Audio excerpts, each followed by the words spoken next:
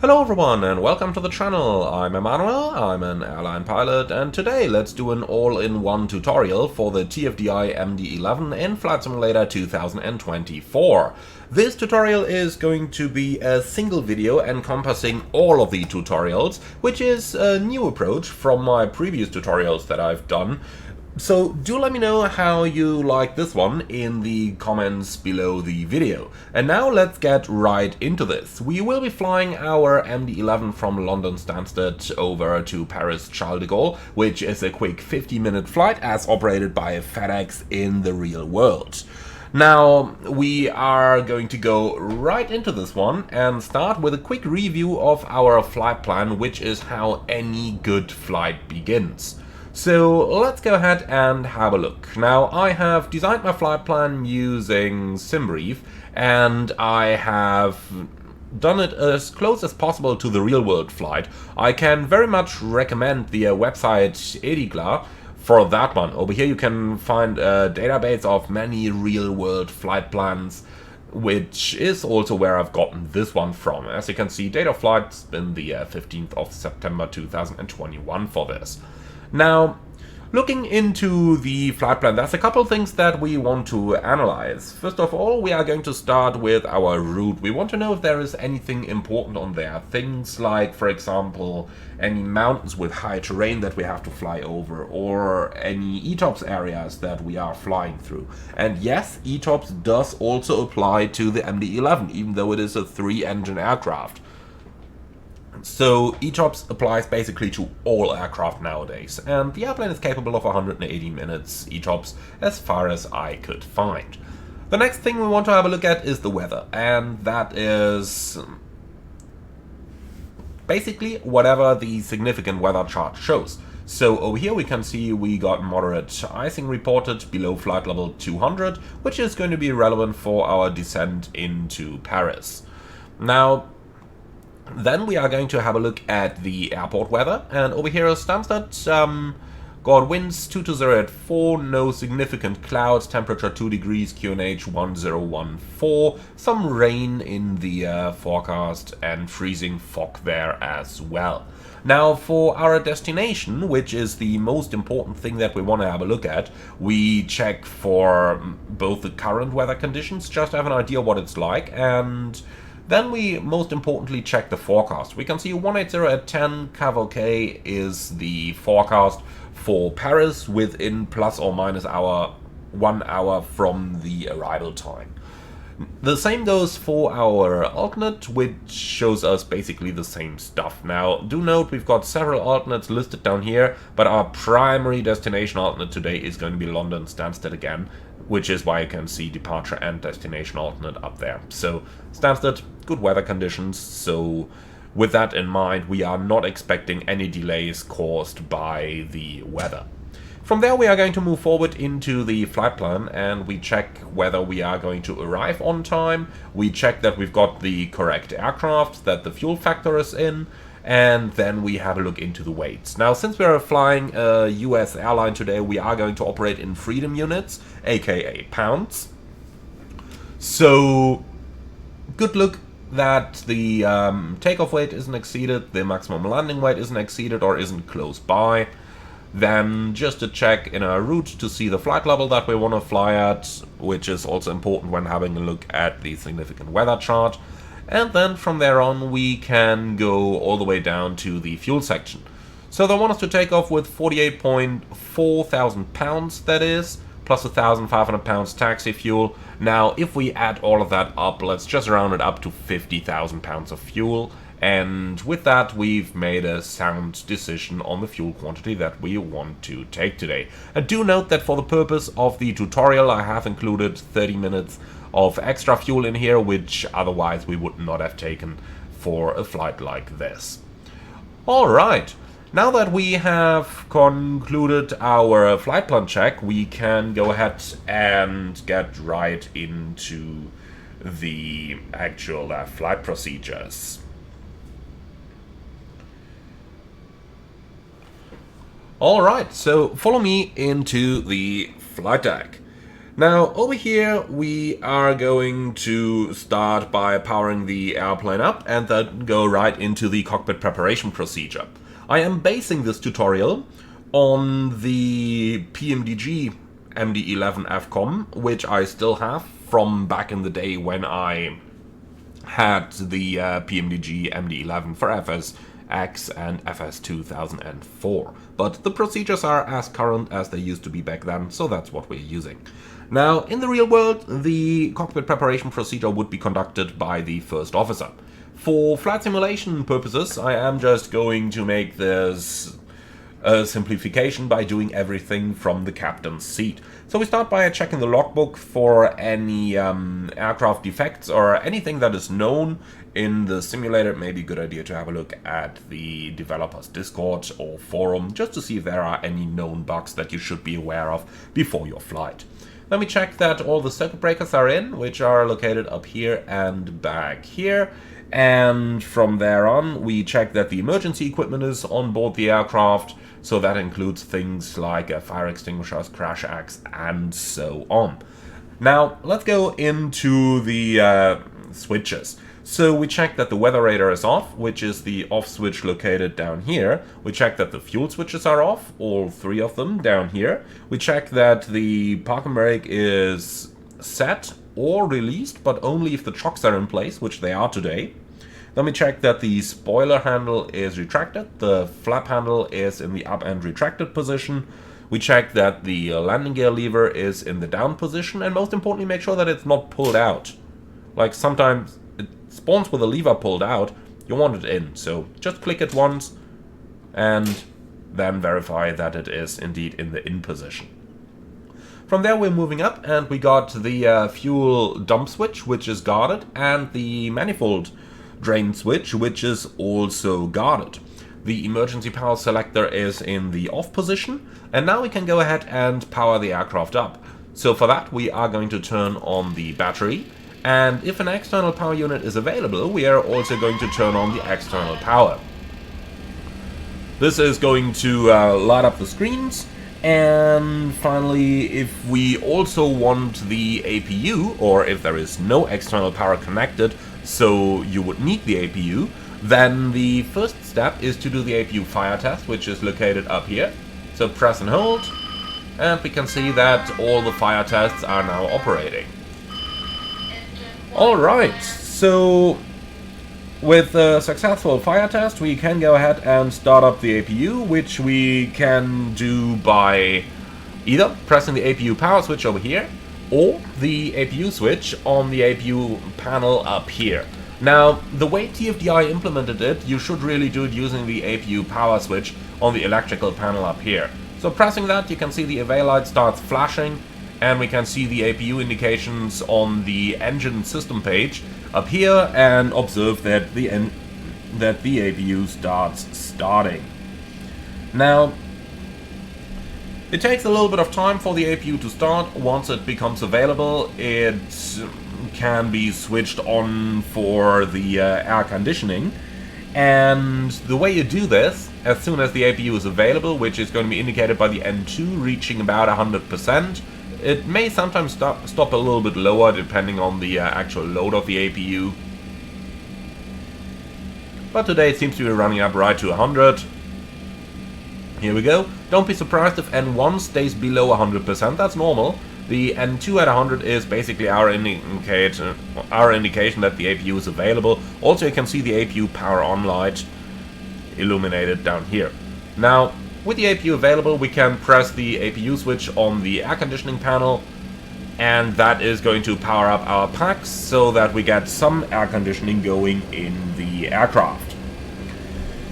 Now that we are completely powered up, let's go ahead and start by turning on the IRSs, 1, 2 and auxiliary, and note that this is automatically going to conduct the cargo fire test as well, which we can verify down here,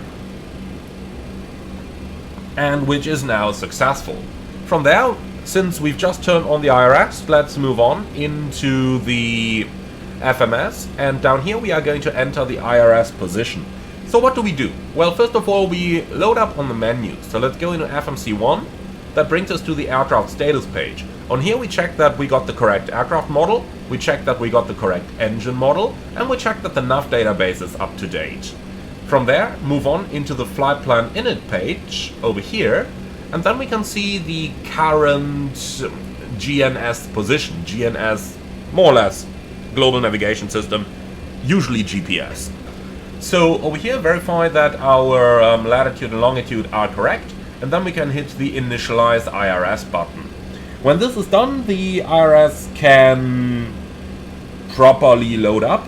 You can, at this point, also start entering your airport, so the departure and destination airport. However, do note that we should not initialize the entire FMS at this point. So we're just going to leave the rest blank for the moment. With that, we've basically concluded the power-up procedure, and the McDonnell Douglas procedures now want us to conduct the rest of the pre-flight or of the cockpit preparation procedure straight away. So let's go ahead and do that. We follow a simple panel scan, which you should really visualize, which is overhead panel, left to right, up and down. So we check the first column, then we check the second column, then we check the third column, then we move down to the glare shield, checking everything over here, and then we are moving from the side over the main panel and all the way down onto the pedestal, which we're again going to check in 3 columns, left, center and right. Alright, so let's get started, and we are going to get started right up here. So the IRSs are already in the nav position. Note that the nav off light is going to remain on until the alignment has completed. Next we do the CBR test by simply holding the test button and observing that the needle goes into the green, then we can release this again. Moving further down, we check that all of those switches are off down here. The cargo temperature is set as required for our operation. Engine ignition is off. Do not select an ignition yet, otherwise the plane is going to shut down the air conditioning. And then we move over to the center column. Over here we conduct the hydraulic pressure test, which is hidden behind that guarded push button over there, and we check that the system is on automatic. Note that it is on automatic when there is no light illuminated on the system button up there. So with the hydraulic pressure test going on, we can have a look at the hydraulic page over here. It shows us test in progress. The test itself takes quite some time, so just give it that time. You don't need to actively monitor it. If the test fails, the airplane will alert you to it, so you don't need to monitor this actively.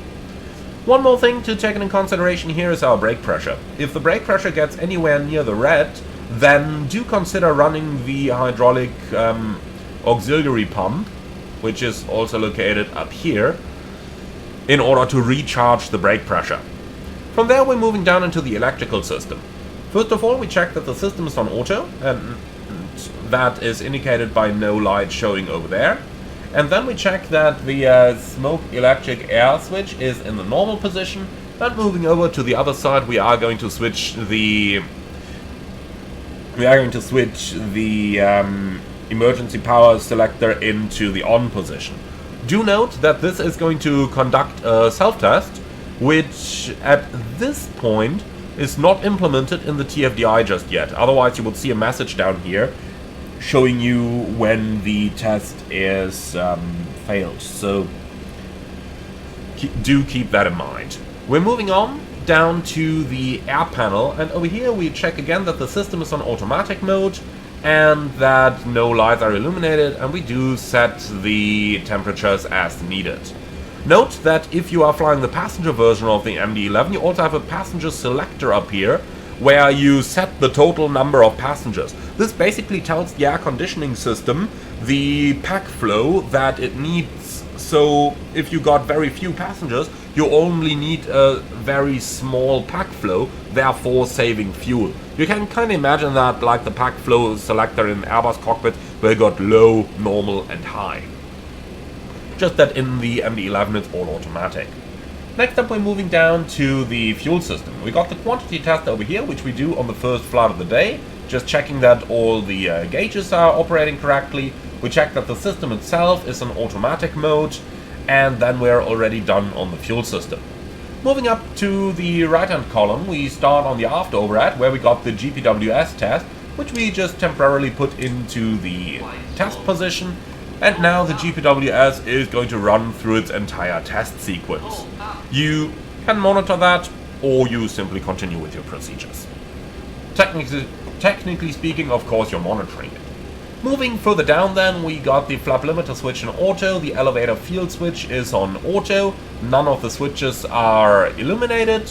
Moving further down then, cabin pressurization panel, the system is on auto mode over here.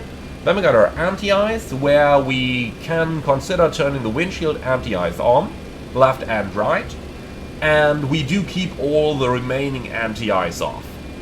And next up we got the annunciator light test.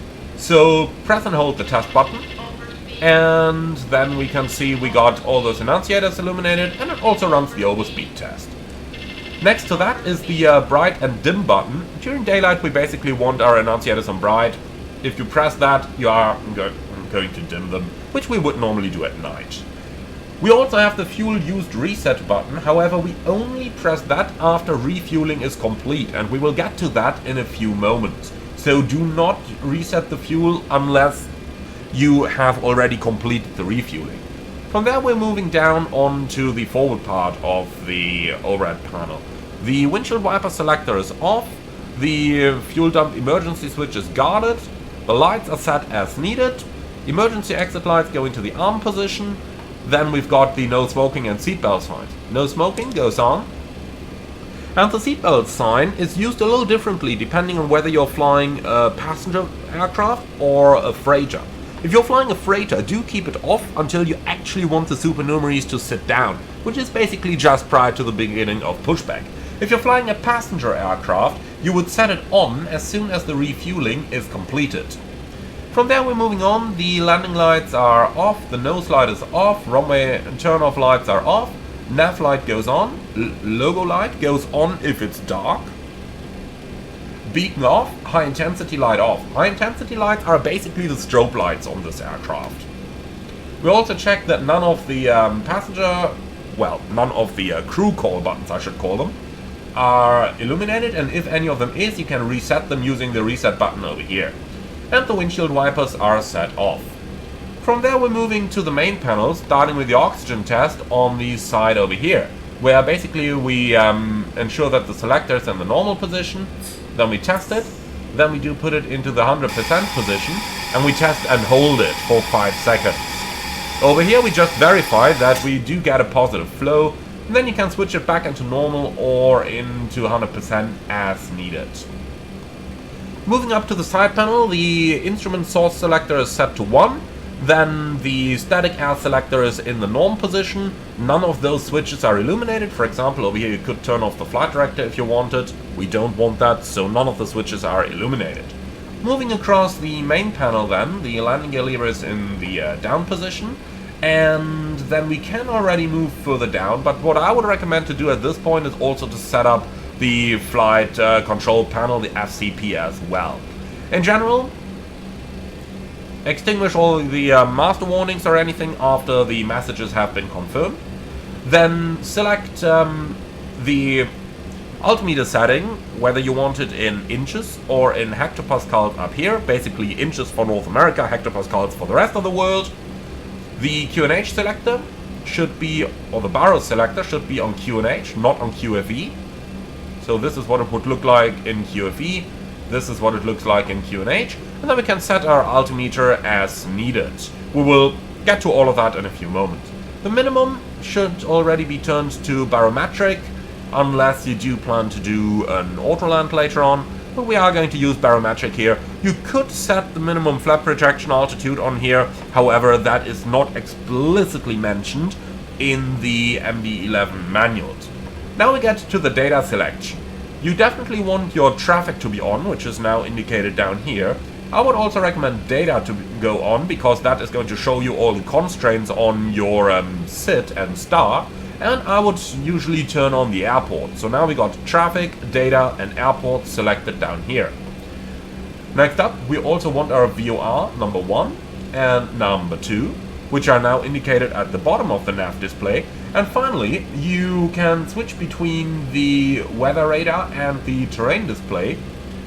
Terrain is going to be default. However, normally, unless terrain is a threat for the departure, we do want to use weather. So just press that button, and now you can see weather radar off, indicating over here. That way we have prepared our nav display to show us the weather indications once the radar gets turned on later on down here. Don't turn it on yet. Now we are going to give the same indications to our first officer, so terrain, data and airports, VOR1, VOR2, and also make sure that their altimeter unit is also selected, and the minimum is also set to the same setting as your side. Now the flight guidance panel could be set up at this point, but I would recommend doing this a little bit later when you get into the FMS setup. So for now, just ensure that the auto-flight system override switches are up. This kind of works like the disengage bar does in a Boeing aircraft, so just ensure that those are actually up. Alright, from there we move down, ensure that the center gear switch is in the guarded normal position. Moving down to the standby instruments, we can erect the standby gyro or the standby ADI if we are using the conventional instruments. If you got the digital ones, you don't need to do that. And once it's stable, just release the switch again. Moving down then, we got our auto brakes down here, which we are going to set into the takeoff position. Anti-skid is not illuminated, aka on. You can see the airplane really does follow the cold or the dark flight deck principles. Now, set the park and brake if brake cooling is no longer required. When you just load up the plane for the first time, you don't need to cool the brakes at all. So press the brake pedals, and then you can set the brakes. And you can see, since we don't have any hydraulic system pressurized, this is using up a little bit of pressure over here. We started at 3000, now it went down to about 2600. So if that pressure is dropping too low, just use the auxiliary hydraulic pump 1 switch to recharge the system. Here's an example. If we do press that, you can see system pressurizes fairly quickly and starts recharging the accumulator. And then just switch it back off again once it has recharged. So from here we are now moving across our control stand, where we are going to test the takeoff config system by moving the thrust levers far forward. And you can hear that the plane is now sounding the takeoff config warning. And then back into idle. Now the engine start switches are all pushed in, and the fuel switches are set off. We can set the display brightness down here at this point, but I would recommend doing that a tad later. Because first of all, we are starting on the left-hand side to remain in our normal panel scan sequence. Radios are set as needed, so for example, if you're flying in VATSIM, no ATC, you could just set 1 to 2.8 up here, or whatever your CTAF frequency is. The VHF1 is selected for the transmitter, and a decent volume is selected. Then we're also going to listen to VHF2, so pull the switch out and then rotate it to a decent volume. Normally, around half works fairly well for most aircraft. And the same goes for the interphone, because we do want to hear the guys from the ground talk to us, and later on our colleague as well. Now the selector is in the radio position, and the PA system, well, is turned off, so is the cabin interphone. Weather radar switch gain is going to go into the calibrated position, and we can set the tilt as needed here, like 5 degrees up is normally quite good for takeoff. Transponder altitude reporting switch is going to be off. The transponder selector should go into the side of the pilot flying. So if you're flying from the captain's seat, we're going to use system 1. If you're flying from the first officer's seat, we're going to use system 2. The TCAS selector is going to go into above, Swarp 2000 is set, and the mode selector is set to standby. Now, we do not need to do a TCAS test at this point. VHF3 is set to data, which is important for the data link systems of the aircraft to operate. Next up, we're moving into the center part, and over here we can set the brightness selector for our displays. Now, when the aircraft loads, they're normally going to be rather dim. Some companies actually do turn them completely off. So what I would recommend is just turn them up as needed. Today I am just going to switch them all up so that we got the displays as bright as possible, so that we're able to read them well, but just set them as necessary. Now we got our system display control panel, and over here you will see whenever there is something new. For example, on the MISC page right now, there is something new that we haven't seen yet. It is going to give you this amber line down here. Click on it, the line goes away, and now we can see that there are a couple new messages shown to us right over here on the miscellaneous panel. The third CDU can be put either into ACARS or basically wherever you want it. Trims are neutral. And then on the right hand side, VHF2 basically should always be set to the emergency frequency. So we are going to use 121.5 up here. And then the second channel could, for example, be used for our ATIS frequency or whatever currently suits you. Now, the first officer's audio control panel should normally be set to transmit on VHF1, get a decent volume, listen to VHF2, and listen to the interphone. However, the current implementation in the TFDI MD-11 is so that you can only select a single transmitter switch across all control panels. In the real world, those would be dedicated to each. So when I select the microphone on a VHF1 here, it removes that from the left side. So kind of make sure that it's always selected to the side that you actually want to listen to. Alright, the flight deck door lock switch is set to auto, and that's basically our panel scan completed. From here on, we are going to move down into the FMS setup.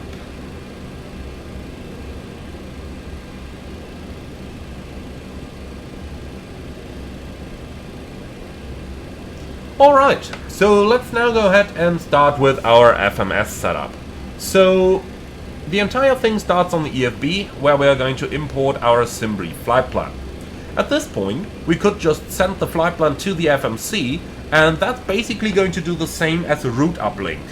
Note that the way TFDI implemented it, you are unable to do any uplinks straight from down here. So if you are too lazy to type your route in manually, then use the send flight plan to FMC button. What we're also going to do is to set the payload and fuel. You can just set it directly over here, or you can type it manually later on, and that is what we are going to do, because there is one thing that you need to be aware of. So let's go to the payload button up here. And here's the point. If you go to the zero fuel weight field, you can simply set your airplane's zero fuel weight according to your SimBrief flight plan. However, if you're on the passenger and cargo field, which is where you are by default, then you select the amount of cargo that you want to load to the aircraft.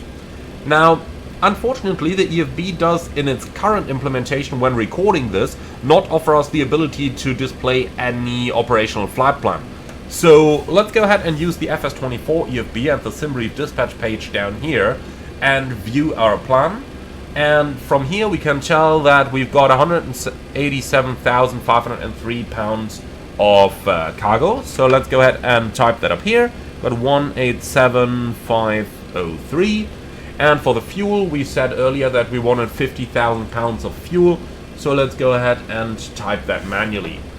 Let's set the payload, and now it changes the view so that you actually get your total figures set up here, which can be useful for the FMS setup later on. Now, let's go ahead and start the actual setup of our FMS. I will heavily be using the SimBrief app over here for the simple fact that I want to show you how to insert everything manually instead of the automatic uplink. Do note that if you do the automatic uplink, it's just going to fill out the from to fields and your route. It does not do anything else, which you still have to do manually. So let's get started. We're departing from London Stansted with a destination in Paris Charles de Gaulle. So that's Echo Golf Sierra Sierra / Lima Foxtrot Papa Golf. We are going to insert this in the from to field, and that is going to insert just the airports, not any company route. Next up we insert our alternate airport, which today is going to be Stansted again. So Echo Golf Sierra Sierra. Enter. So next we continue down, and we've got our flight number, which always has to be the ATC call sign. So don't use that FX34, which would be the technical flight number, but use the call sign, which is Fox Delta X-Ray 34. So Fox Delta X-Ray 34. And we're going to insert that in the flight number field. For the cruise levels, insert any cruise level that you expect to use. Today we just have a single one, which is 250, but let's say that we expected a step climb later on. Then you would type something like 250 slash, and then the step climb, and then the next step climb, and the next, and so on. That way, the FMC is going to predict the step climbs later on. If you only enter a single cruise altitude here, it's not going to predict any step climbs. So today we only have a single altitude, which is level 250, so let's go ahead and insert that. Next we can insert the cruise temperature and the average wind. We are going to take that from the flight plan down here, and we always take it from one waypoint behind the top of climb. So today that's going to be at Lima Yankee Delta, where we got a temperature of minus 37 degrees. So let's type minus 37 slash, and now comes the wind, which we got up here, average wind component minus 4. Minus means that we fly slower, so our ground speed reduces. It subtracts 4, minus 4. So therefore it is a headwind, so we can type H4. Now we enter that on the field down here. If you had a plus designator here, then it would be tailwind, so you would type T something. Finally, we enter the cost index, which today is going to be 30, as you can see on the top of the flight plan over here. So cost index 30 goes down here. Now, let's go ahead and move on to our flight plan page. So we go to flight plan, and now we have to enter the route. This is fairly straightforward in the MD-11, and quite similar to how it would work on an Airbus. So let's type the left key next to our departure airport, which is going to bring us to the lateral revision page. Over here we're going to select the SID. And now we can select our runway, which is going to be runway 22, as you can see in the flight plan over here. So we got runway 22, and our SID is the deadling to Romeo departure. So let's select that down here. When the SID and the runway are selected, you can enter a transition if applicable. Many airports in the US would, for example, have that. And once the correct departure is selected, press insert, and now we got the entire SID in here. Let's now move forward and enter our route. So we go to the lateral revision from the end waypoint of the SID, and then we go onto airways. And now we got the standard via 2 formats. So we are going to fly via Mike 604. And now we could either type Lima Yankee Delta up here in the 2 field, or just the next airway, Mike 189. So if you type Mike 189 and simply enter that as next airway, then it is automatically going to determine the waypoint. However, as you can see in this example, it may not take the same waypoint that your flight plan has, because there may be several intersections between the 2 airways. So cross-check that it takes the correct waypoint. Today it does not, so we actually gotta type Lima Yankee Delta up there. Lima Yankee Delta. And this is where you can encounter some issues, so let's delete that airway. Alright, lovely. Yeah, return to lateral revision. And let's return into the airways field. And now we can insert that again.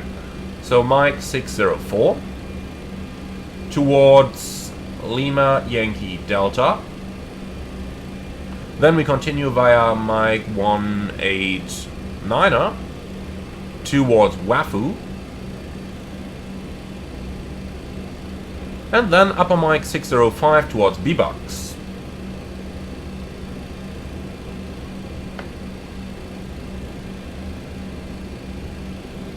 When you are done, simply press insert to insert the route. Do note, if there is direct routing anywhere along your flight plan, then you cannot enter that on the airways page. Instead, once you've entered the last airway and waypoint before the direct, you gotta press insert, which brings you back to the flight plan page, and then you would just have to enter the next waypoint down here. So if our flight plan read something like B-Bucks direct to another point, you could just enter it and then type it down here below that waypoint in question. Now, B-Bucks is where we enter the arrival routing on this flight plan. So let's press the left key next to our destination airport, and then we go onto the star. Now over here we first select our landing runway. Today we are planned on runway 27 right, as you can see in the flight plan down here. So scroll down until you find the runway in question, ILS 27 right. Then we select our star, which is the BBUX 9 Whiskey arrival today. So let's select that. And then we also select the transition as applicable. And for today's flight we want to choose the MOPA 1 Whiskey transition. So let's go ahead and scroll down until we find that. Here we go, MOPA 1 Whiskey, selected, and then once again, when you've verified that everything you've selected up here is correct, press the insert button. And this is now going to insert our entire arrival as well. Now before we move on to the next point, let's hit that flight plan button again to go back to the top of the flight plan, and now we can cross-check all the waypoints of our standard instrument departure. So the easiest way to do this is through the Navigraph chart app here in the FS24 EFB. However, you could also use the Navigraph charts from the TFDI EFB, which however would mean that we constantly have to look here, then look back there again. So I kind of prefer to do this through the Navigraph app down here so that you got everything right in front of you. So let's get started. Datling to Romeo departure. Maximum speed 250 below 100, and we can check this by going to the vertical revision of any of those waypoints. So for example, if we select the vertical revision here, we can see our speed limit on the lower right. So over here we got 250 below 10,000. Let's then return to the active flight plan. And now we check all of our routing. So initially we continue towards 1.2 DME India Sierra X-ray. What we see up here is runway 22, and then we got D220 Alpha. 220 is more or less the runway heading, and Alpha is the first letter in the alphabet. And look at that, we're flying until 1 point something DME. That's why it's called DME 220 degrees 1. And this is an overfly waypoint as indicated by the triangle. Thereafter, we are going to do a left-hand turn on the 153 bearing inbound to Datling. And we're going to cross 32 DME Datling between 3000 and 5000. So over here we got Datling 32, and that one is above 3000. And note that the 5000 top over here is limited from the next waypoint. So that way, that is looking good.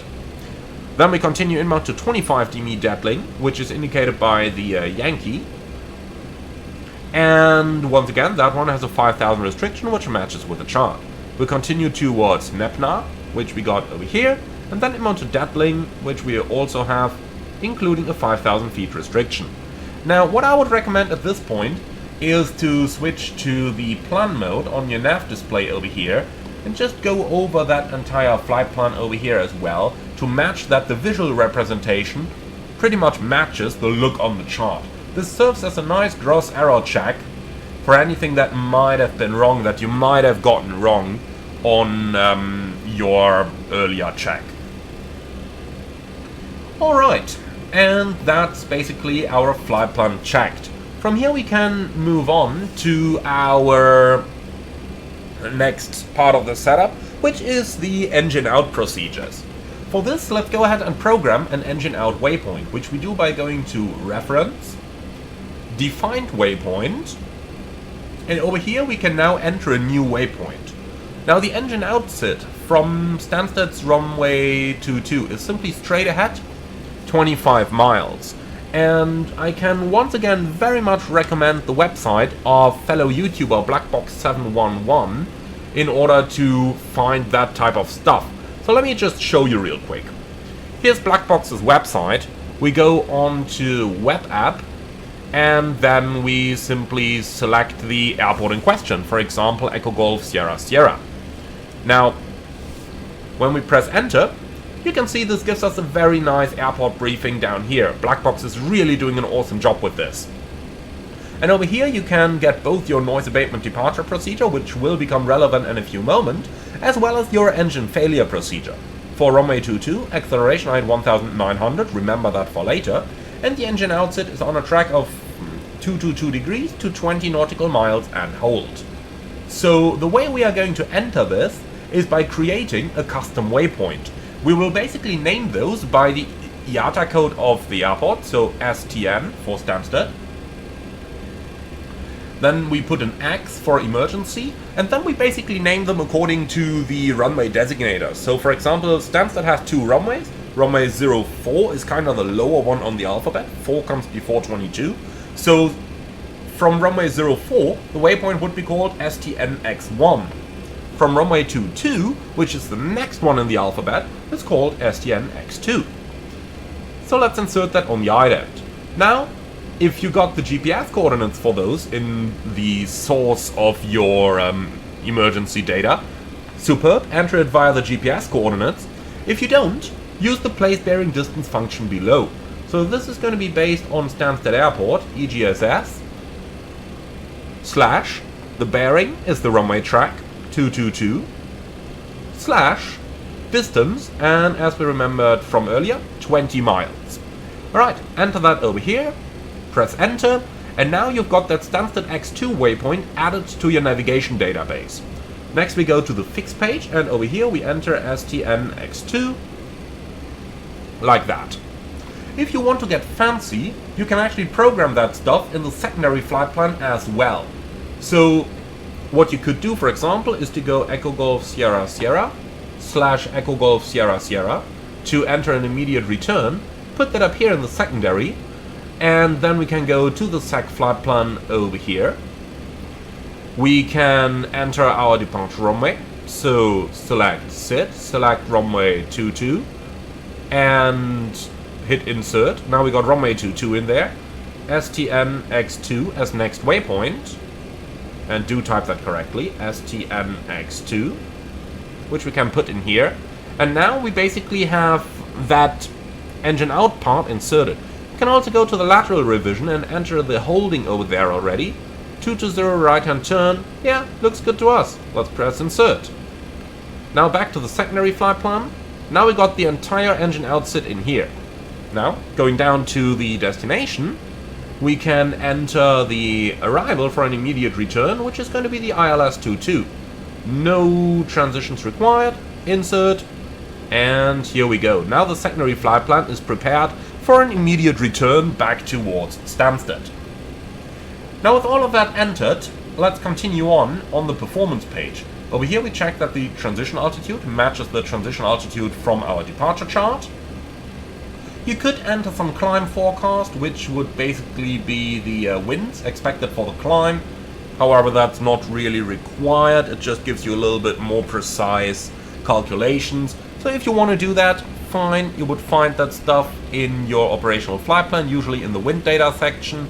So for example, in case of the Lufthansa format, you would find that down here. Climb winds, you could enter those.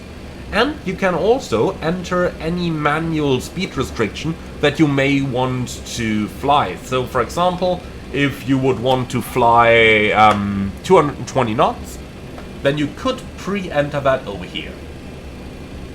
Alright, from there we are basically done with our FMS setup. The performance stuff is all left out for the moment, so I would recommend just to leave it on the flight plan page so that you have a good idea for later on. And that basically concludes the part of the flight plan setup that we are able to do at this moment. From here on, we are going to move on into everything related to our takeoff performance.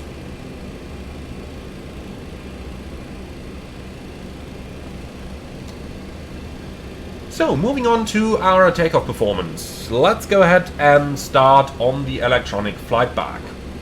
The performance calculator is fairly straightforward and actually has a couple of really nice features. So, your departure airport is automatically filled, your runway is not, so you gotta pick that manually.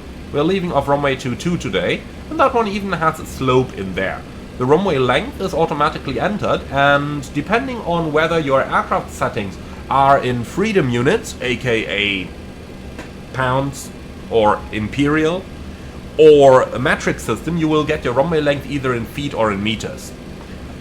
The wind or the entire weather can simply be uplinked by pressing the Get Weather Information button, and that is also going to get you your QNH. So then, as soon as you got the QNH, set it both on your PFD as well as your standby instruments and the first officer's display if you didn't link the two displays. Next we need our aircraft details, and those you can simply press Get Takeoff Weight, then it simply imports the weight of your aircraft automatically. And then you got to make a couple selections. Do you want the thrust setting on flex takeoff, or do you want a full toga takeoff? Generally speaking, we are going to use flex unless we got a chance for wind shear, in which case we would force the toga option. Anti-ice? If you do expect to use anti-ice for your takeoff, you can pre-select that over here. So for example, looking out of the window today and into the departure sector today, everything's clear, so there will not be any anti-ice required. However, do note that even if you don't have icing conditions on the ground, you may still encounter them shortly after liftoff. For example, if you had a very low cloud ceiling. In that case, also select engine anti-ice.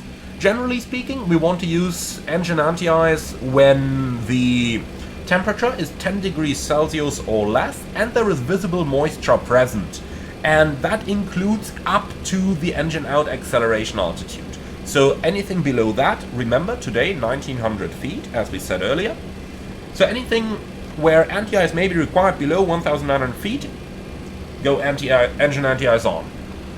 If you intend to de-ice the aircraft, do not use wing anti-ice. Otherwise, use wing anti-ice as necessary, provided that you're expecting actual icing. But if you have de-iced the airplane, then do not use wing anti-ice. Normally, engine anti-ice is sufficient. For the flaps, we can choose between optimum or specific. If you go for specific, you can enter any specific flap setting that you may want. Normally, optimum is used. The packs can be either on or off for takeoff. Off is the default option, but if you go on, then it spares you the push of a button. So up to you to decide. Both packs on or off are possible, and every airline is going to have a different philosophy there, depending on maintenance cost, fuel cost, and so on, and so on, and so on. So today we are going to make it easy, we are going to do a packs on takeoff. When all of that stuff is entered, just hit the calculate button and now it calculates the takeoff data for you. Today it wants us to do a flaps 12 takeoff at a flex temperature of 59 degrees, and we got our takeoff speeds over here. At the same time, where we do our performance calculation, we also want to enter the performance figures into the FMS. Before we enter the takeoff figures, let's go ahead and figure out our weights. Now, all of this would be done as soon as the load sheet is received, once boarding is complete. So when the load sheet is there, we go to the init page, then we go to the next page, and over here we can enter all our weights. Note that if your airplane is fitted with a weight and balance system, then it can sense any of those figures here by sensors located in your aircraft's landing gear. If your aircraft is not fitted with a weight and balance system, then you will not see any of these figures, and you simply have to type the stuff yourself from the payload page over here. Remember, once you entered your payload, you are going to get that actual stuff. So let's just go over it. Zero fuel weight, 436.1, and remember today we are in pounds, so you could type that down here. Now, since we do have the weight and balance system fitted to the aircraft, we can simply click the buttons next to it, and then it is automatically going to take over any of those figures. Like that. Alright, so with our aircraft now knowing how heavy it is going to be, we can move on to the takeoff and approach page. And over here is where we are going to enter some basic data first, and then finally the takeoff data. So let's start on the top with the flex temperature. We got 59 degrees of flex temperature today, so let's go down here, enter 59. Our flaps are going to be 12 degrees. So let's enter 12. The moment we do this, we also want to set the dial flap selector to the position in question. So let's select 12 degrees of takeoff flaps over here. We will talk a little bit more about the flaps later on in the tutorial. Next up, we need to select the packs. As you can see, by default they're off. Click on it without anything in the scratch pad, and they're gonna go on. From there, let's move on to the right hand side where we got the thrust limits page. If we go on this one, we can pre-select the climb thrust that we want to use. By default, it's always gonna go for full climb thrust. Since we are very heavy today, that would result, well, since we are very light today, that way around, it would result in a significant rate of climb. Unlike Boeing aircraft, the MD-11 is not going to automatically determine the climb thrust based on the takeoff thrust, so do enter a climb rating manually. If you're a heavy, use climb 1. If you're light, climb 2 is recommended, so click the button next to it, and now you can see climb 2 is actually selected down here. Click it again, so that the arrow is shown next to it, and now we have climb 2 thrust armed for our departure. Return to the takeoff approach page, and next we are going to enter the runway slope and the wind, and the slope can be obtained from here, so do note that whenever you leave and go back to the performance page, it resets the runway, so you might just have to reselect that and then also recalculate the takeoff data. You can see the slope is minus 0.2. You can just leave it blank, by the way, it's not going to have any great influence, but let's do it correct today. So minus 0.2 slash, and now we need the wind. We can see 3 knots a headwind, so let's enter 3. Like that. And here we go. Now we got the slope and the wind. Next we need the temperature, and this needs a designator, whether it's Celsius or Fahrenheit. So today our temperature is plus 3 degrees Celsius, so we're going to enter 3 Charlie and put that over here. Now it tells us to check and confirm the takeoff speeds, which we will do in a moment, but first let's enter the climb thrust, the acceleration and the engine out acceleration. So remember Blackbox's lovely indicators? Over here we can see noise abatement procedure number 2, and thrust reduction and acceleration altitude are 1,350 feet each. The acceleration height is 1,900 feet. So what we are going to do is to enter 1,350 for climb thrust, then also enter 1,350 for acceleration altitude, and do note that the MD-11 does limit you. You cannot enter an acceleration altitude below the climb thrust, so you kind of have to use them combined. And then finally we got 1,900 feet engine out acceleration altitude. Finally, we do get our automatically calculated takeoff speeds shown here. Verify that they match the EFB, and do note that the EFB always takes precedence over what is automatically calculated. So 144, 157, 171 is what the EFB calculates, and something rather different is calculated down here in the FMS. So we are going to use the speeds from the EFB. 144, and then 157 and 171 match. So we can simply select those over here. You will now see those speeds on the primary flight display as well, and you can see V1 is shown in white because that is the value that we entered manually, while the others are shown in magenta, indicating that they have been automatically calculated by our FMS. And that way, we have now completed the setup of our FMS and our performance calculations. At this point, we could go ahead and start the departure briefing and then get our airplane ready for the pushback. For now though, let's go ahead and continue and set our aircraft up for that very push. And I also quickly want to go to the back to actually show you how to operate and open and close those doors correctly.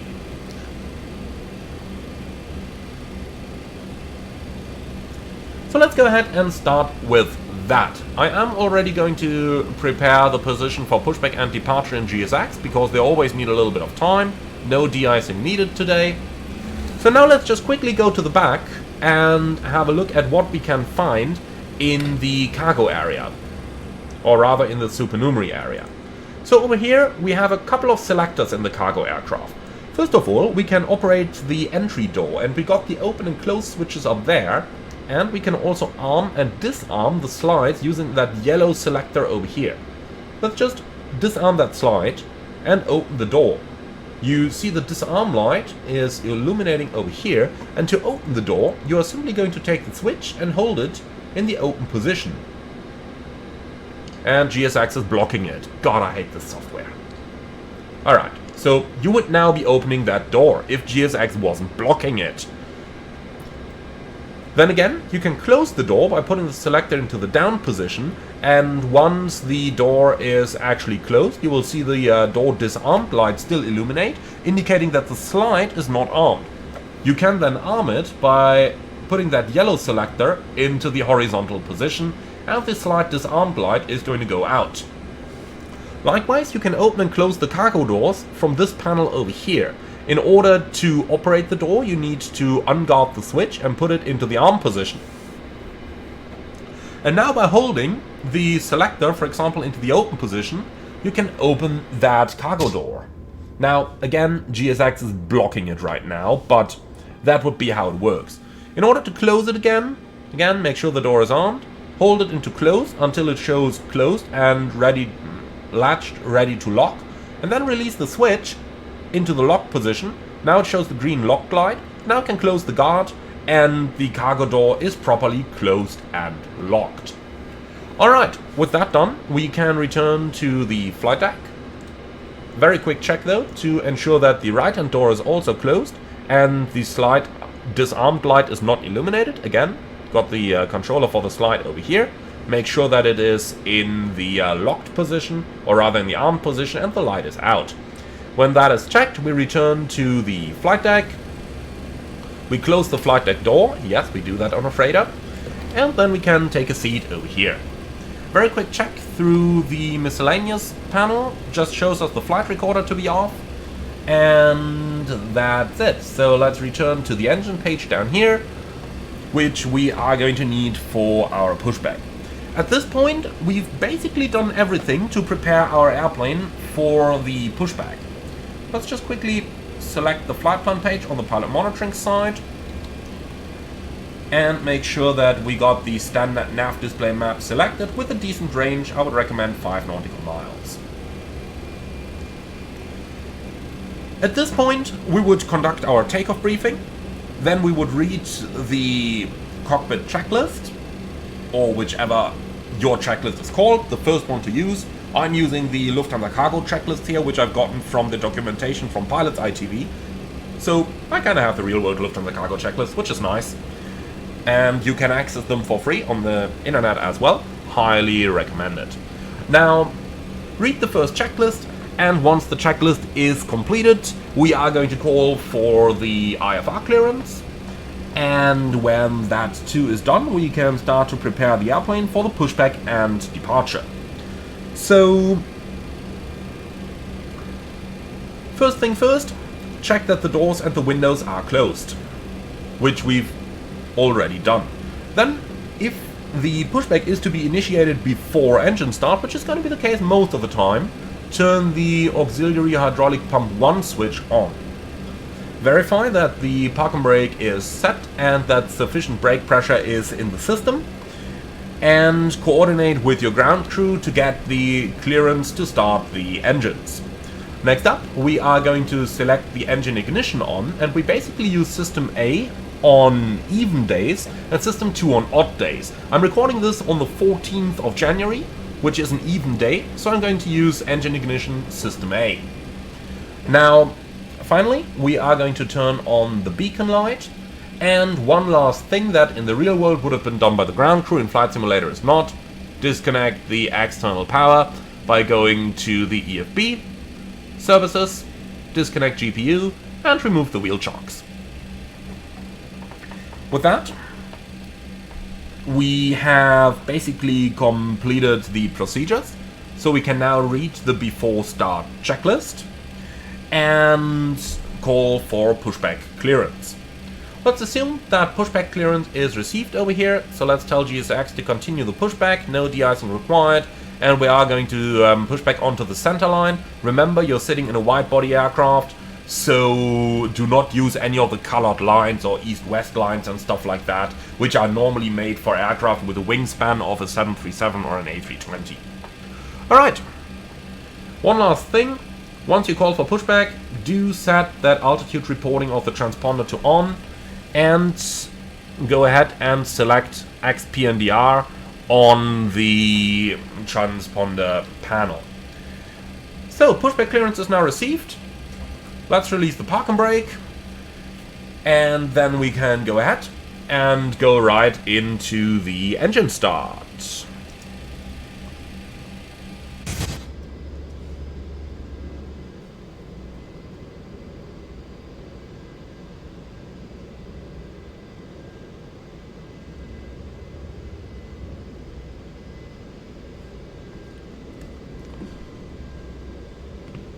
So our pushback is running, and we are usually going to wait until we're at least out of the marked gate area before we are going to commence the engine start. Let's take a quick moment to discuss the engine start and its associated callouts. So the engine start is the same on both engine variants, regardless whether you got the General Electric or the Pratt & Whitney engines. Let's go ahead and have a look now. So the start sequence is engine 3, engine 1, and then engine 2. Let's start with engine 3. We make sure that the APU bleed is turned on, and then we are going to pull the start switch down here, which initiates the engine start. The switch is going to illuminate, and then we can see N2 rising.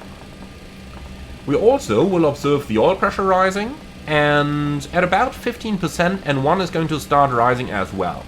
At 15% N2 we are going to switch on the fuel and call fuel on. As soon as the EGT starts rising, we call EGT. Note that you need an EGT increase within 25 seconds of turning on the fuel, otherwise the engine start needs to be aborted. So now our engine is running up. At 45 to 52% N2, the starter is going to disengage, which we will see down here, and by the lightning symbol vanishing on the EGT. And once that is the case, we can commence the start of the next engine. So, engine 1 start. Again, we got N2 rising. We verify the oil pressure increasing. Just shy of 15% N2, we expect to see N1 rotation. At 15%, fuel on, and within 25 seconds we need to observe the EGT rising. And now engine 1 is starting. Our pushback is completed, so let's set the park and brake by pressing the brake pedals, and then moving the park and brake lever into the set position.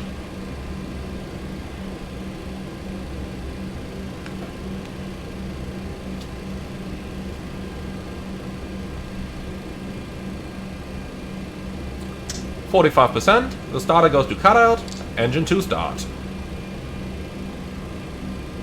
And for engine 2 it's exactly the same that it's also been for the other engines. So there is N2, there is oil pressure, there is N1, and at 15% introduce fuel, EGT rise within 25 seconds.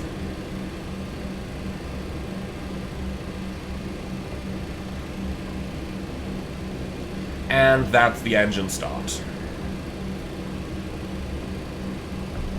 Again, between 45 to 52% N2. The starter is going to go out.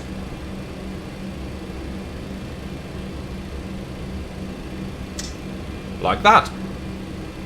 Alright. We observe engine number 2 to run up to the normal idle condition. We observe that the clear signal is shown and the pin is seen.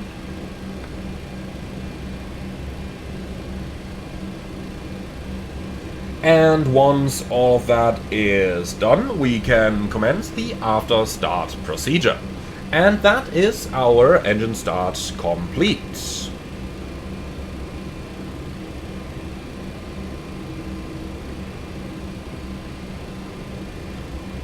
So, going right into the after start procedure, we set our anti-ice as needed. Again, engine anti-ice if you've planned it for the takeoff, respectively if the outside air temperature is 10 degrees Celsius or less with visible moisture present.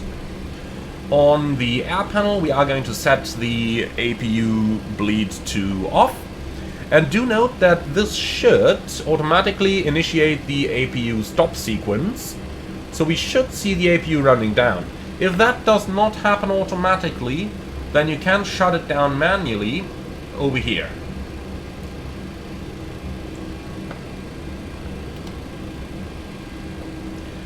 Alright, finally verify that all the panels are in the automatic position, and at this point we can do the after start checklist. Do note that it is McDonnell Douglas procedure not to set your flaps and everything just yet, but to do that while you are taxiing.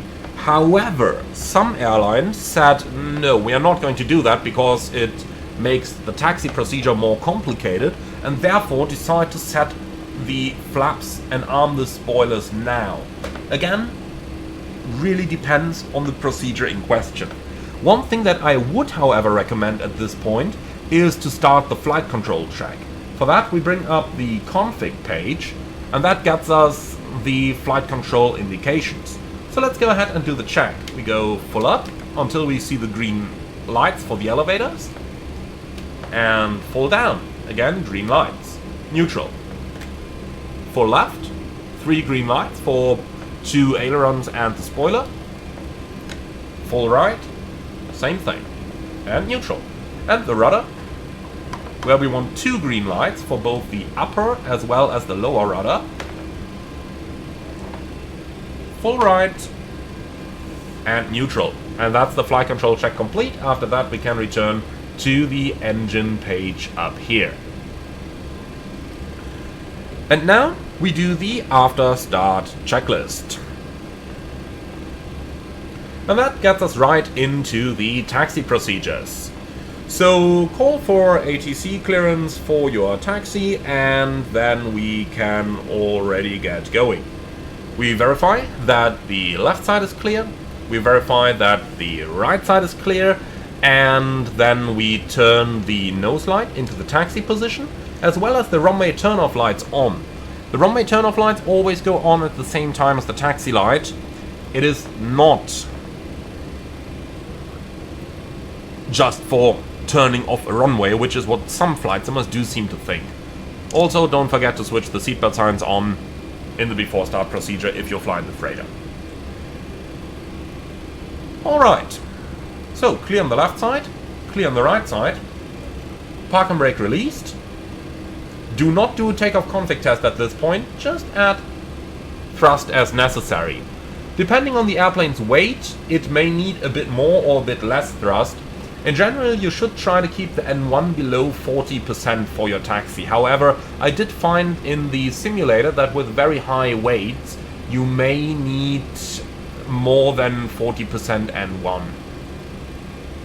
Probably a TFDI limitation, not 100% sure on that, but that is definitely something that you do need to keep in your mind. Another thing to note is the turns. The MD-11 has a nose gear which is located very far behind the pilot's seats. The main gear is even further back. That means you need a huge overshoot during your taxi. So let me show you what I mean. We want to turn onto the center line here. Start turning when the flight deck approaches the center line. Do add a little bit of thrust in order not to lose your speed during the turn, especially when it is a tight turn. But look at how far I need to oversteer the flight deck in order to keep the main gears close to the center line. This is really prominent in the MD-11, so pay good and close attention to your taxi technique in order to keep the main wheel on the taxiway. If you do a 90-degree turn and steer your flight deck over the center line, chances are your main gear is going to get off the taxiway and into the grass. So now that we are on the way, we can start the taxi procedure, and that is going to be flap slats into the takeoff position, which is normally the dial flap position over here. Then we are going to arm our spoilers, do the flight control check as necessary, trim our aircraft. We can see we need 6 units of stabilizer trim. They're indicated up here on the engine display. So let's select 6 units. Like that. Then we're also going to set our flight control panel. So we need the runway heading, which is 222 in case of today's departure. And our initial climb, which is 5,000 on this set. Now, depending on your aircraft's configuration, you may or may not be able to arm your nav and your profile modes on the ground. Best to try it. And then you can see we get nav armed and profile armed. However, some aircraft may not allow this on the ground. In that case, you need to do it after takeoff.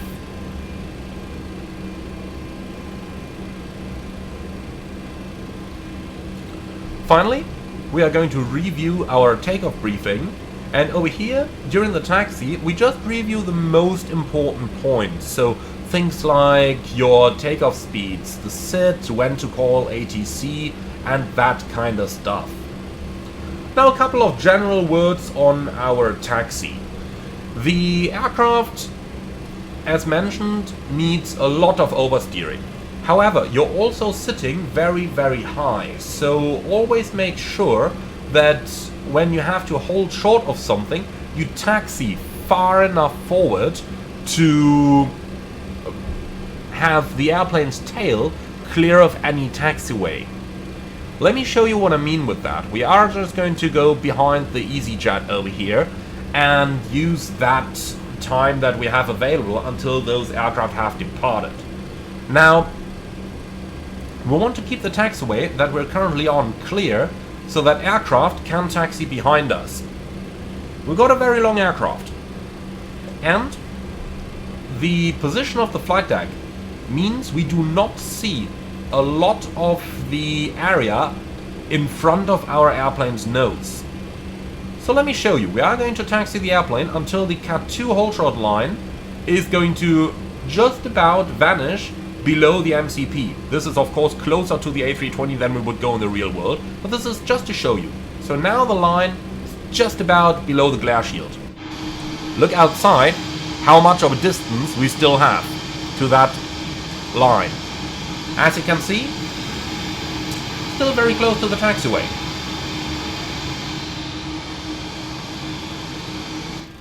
So in order to be able to judge your position relative to ground features a little bit better, always a good idea to look out a bit to the side. Like when that line goes a bit further, like somewhere down here to the end of the window, that may be a good position to actually hold short. Let's wait until that EasyJet has departed over here so that I can show you that in action. While we're waiting, a couple of basics in terms of our taxi. When taxiing on tight turns, so turns of more than 30 degrees left or right, no more than 10 knots. A little bit of thrust is required in order to keep the aircraft speed during those turns. On aprons, we don't want to taxi faster than 15 knots in general, even when going straight. On a long and straight taxiway, up to 30 knots, and when backtracking a runway, we can go up to 50 knots of speed. Generally, your primary flight display is going to show you the taxi speed over here, and your nav display is also going to show the ground speed over here. So those are the two indications where you want to look to judge your speeds. Now, one small point here. I did previously set climb thrust, shouldn't have done that, so let's go to the thrust limits and select takeoff flex thrust. Now we can see we get the correct takeoff thrust indicated up here as well. That was a small mistake I did earlier, my apologies for that. Most important though, correct it if you do spot anything wrong. Now if we have to hold position for a longer time, set the park and brake and turn the taxi lights off, which is a signal to the ground crew that this airplane will not be moving anytime soon. Therefore, if there is a road directly in front of you, you could drive across that road and people wouldn't have to wait for you. That's one of the best ways to annoy any of the ground staff, if you just stay somewhere with your taxi lights on. Alright, now that we can start moving again, let's move the lights back on, release that parking brake, and now let me show you how close to the actual holding point we can actually roll before we actually pass that point. Let's go slow here, couple of knots, like that. Now the line passes out of view. Let's go further forward. We can see the wigwags at the side. And you can see something like this when I'm stopping close to the wigwags. It may seem close, but if you look outside, you can see that there is actually still quite a bit of space in front of our aircraft.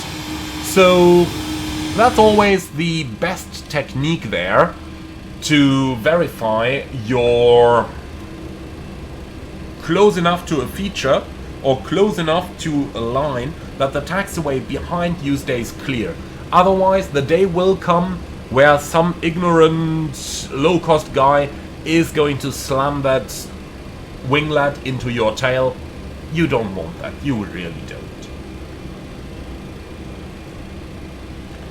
And that concludes the taxi portion of our tutorial. Next up, we are going to talk about the takeoff. And for the takeoff, we want to do a little bit of a general briefing here before actually going ahead with the actual takeoff. So, what is the procedure going to look like? So the airplane has a lot of power, but the MD-11 flies a little special. In general, the stabilizer is much too small for the airplane, especially at higher weights, like a freighter may often have. So you always have to have a good look for your performance.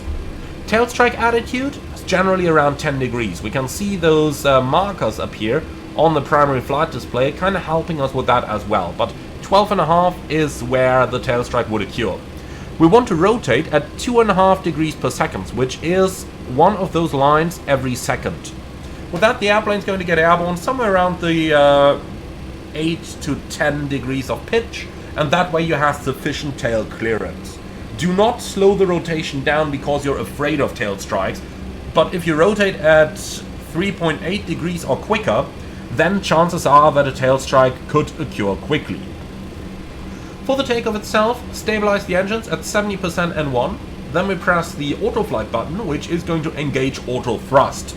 We verify that takeoff clamp shows latest by 80 knots, and if it fails to engage, then just set your takeoff thrust manually.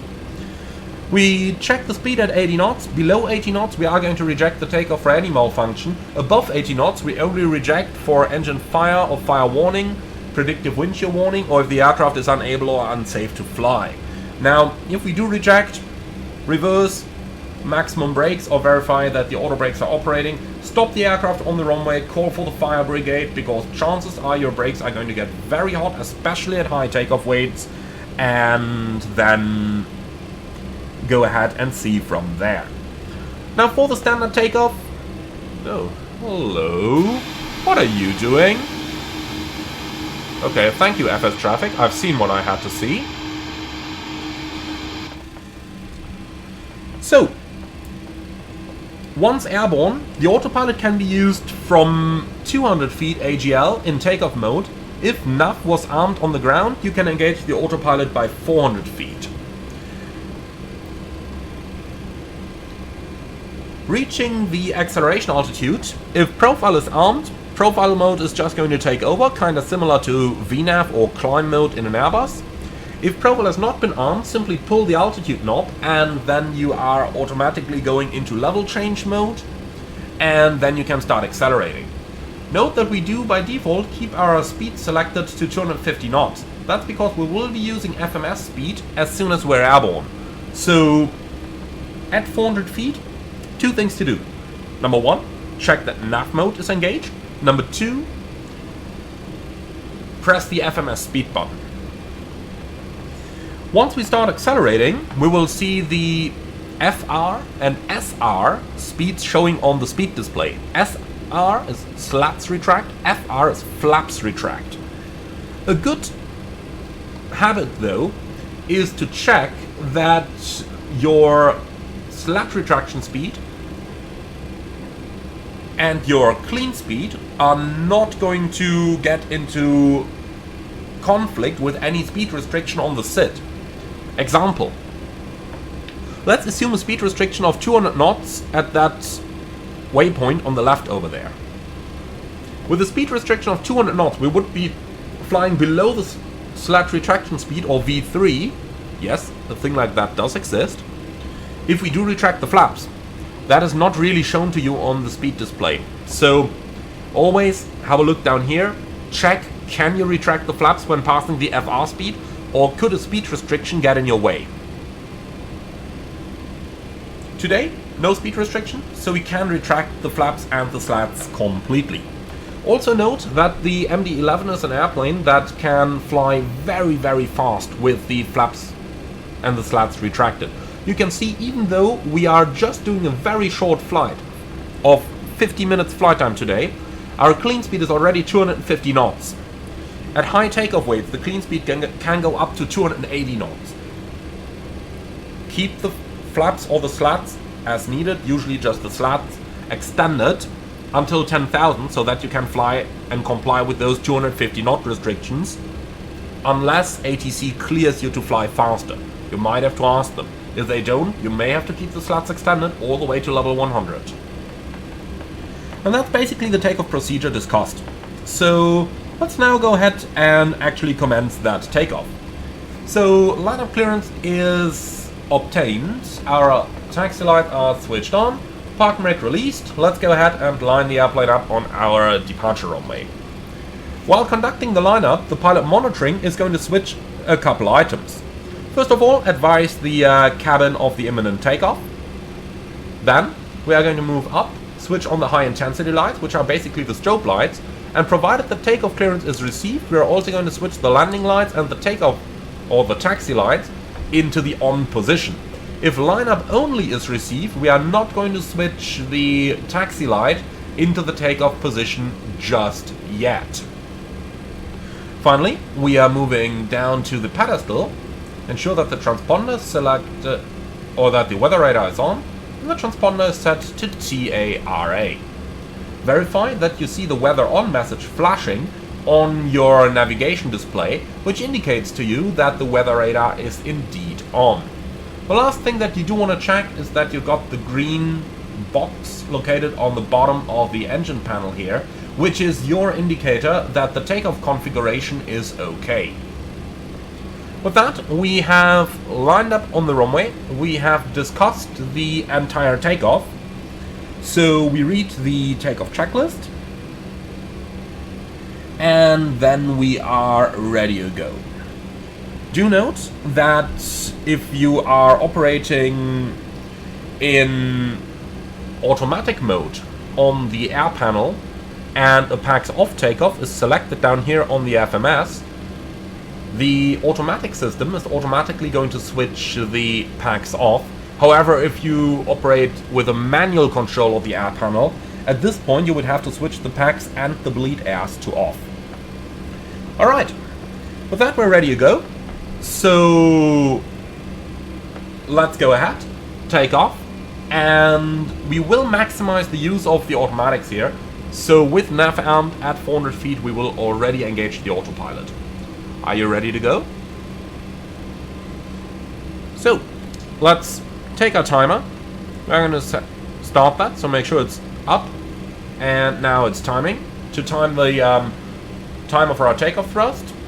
Then we're going to set 70% N1.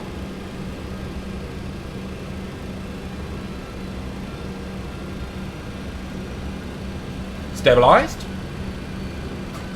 And then we press the auto flight button, which engages the auto thrust in takeoff mode. A little bit of forward control column until 80 knots. And we verify thrust is set. 80 knots, checked. Control column back to neutral.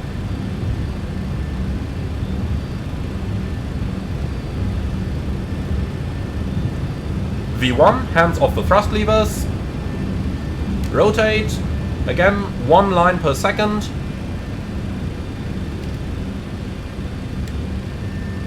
Up to 15 degrees. Positive climb. Gear up. Reaching 400. Autopilot on. And you can see, profile mode has come on, nav mode has come on, and that has automatically engaged the FMS speed mode as well. Reaching the acceleration altitude, we are above the FR speed, which is flaps retract. So let's retract the flaps.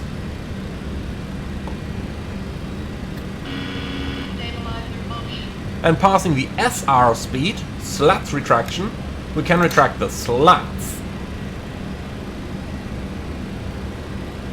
So, with the slats retracted, we can disarm the spoilers, put the auto brake into off,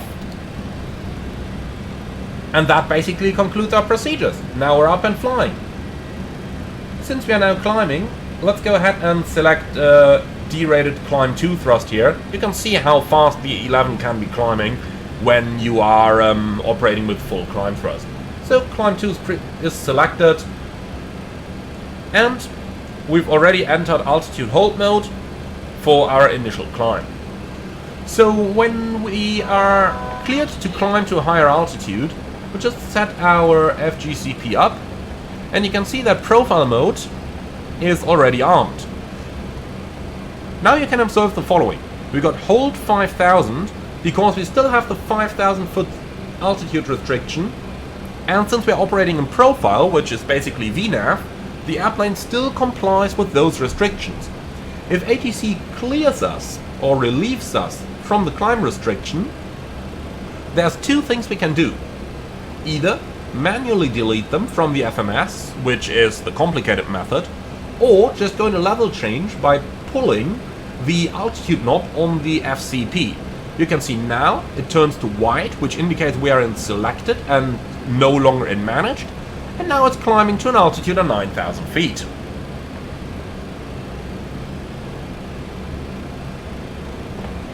Going through the transition altitude, let's pull the baro set knob, which is going to set standard, and also set standard on the standby instrument, verify it on the pilot monitoring side as well.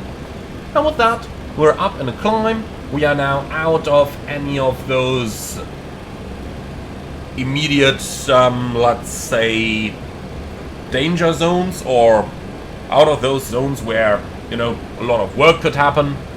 So let's go ahead and climb to our cruising level of flight level 250, which is now set. You can see the airplane is automatically doing it now. And then we are re-engaging profile mode once we're clear of any of those restrictions. Do note, if you put profile mode on, while you still have any altitude constraints, it can actually descend again. Boeing and Airbus wouldn't do that, McDonnell Douglas does. So be a little careful there. So now that we're climbing, now that we are clear of the immediate zone around the airport, we got time available. So now we could actually delete those restrictions. Like that. Past that one as well. So now we could go to profile, and now you can see we are going to climb all the way to cruise level. Passing 10,000 feet, we are accelerating. 310 is what you are going to see most of the time, really. So, going through 10,000, we are moving up here. We turn the landing lights off, the taxi light off, the turn-off lights off, the logo light off, and if no turbulence is expected, then you can also set the fasten seatbelt sign into the auto position. That applies to both the freighter as well as the passenger version of the aircraft. With that, we're now in a nice climb, and any of the immediate items we had to do are completed. Let's now take a little bit of time to discuss some of the general items for the climb. So, first of all, let's talk about anti-ice, because that is the topic that always comes up. Engine anti-ice is needed when the outside air temperature is 10 degrees Celsius or less and there is visible moisture. Right now, we do see moisture, but we're not going to fly through any of it, so we don't need anti-ice. However, if we were to fly through any of those clouds, engine anti-ice 1, 2, 3, turn it on. If your airplane is equipped with an automatic ice detection system and there is no ice detected, you may get the master caution, no ice detected. Ignore that when icing is expected. But as soon as you've left the area of potential icing, as soon as the no ice detected message is showing, you can actually switch the engine anti-ice back off again. Wing anti-ice is used as a de-icer only. So wing anti-ice is used once ice has already built up in order to remove that ice again from your leading edges. The MD-11 is also equipped with a tail anti-ice, which you can nicely see up here on the leading edges, and those should be used in conjunction with wing anti-ice. That's kind of why they are ordered that way on the panel as well, where you got the engine anti-ice on the left, which is used preventatively, and then wing anti-ice on the right is used reactionarily. Now, as we're climbing to higher levels, we are aiming to maintain climb thrust on the derated setting as long as possible. However, once it becomes evident that your plane is not climbing satisfactorily any longer, so let's say when the rate of climb drops below some 700 feet a minute roughly, but every pilot will have their own way of determining that altitude. For me, it's usually 700 feet a minute, where I would recommend to remove the climb thrust or go to the next higher setting, which you can do as well, in order to keep the engines derated for as long as possible. The general problem here is that it is very hard to actually get any engines that you can use on the MD-11 any longer these days.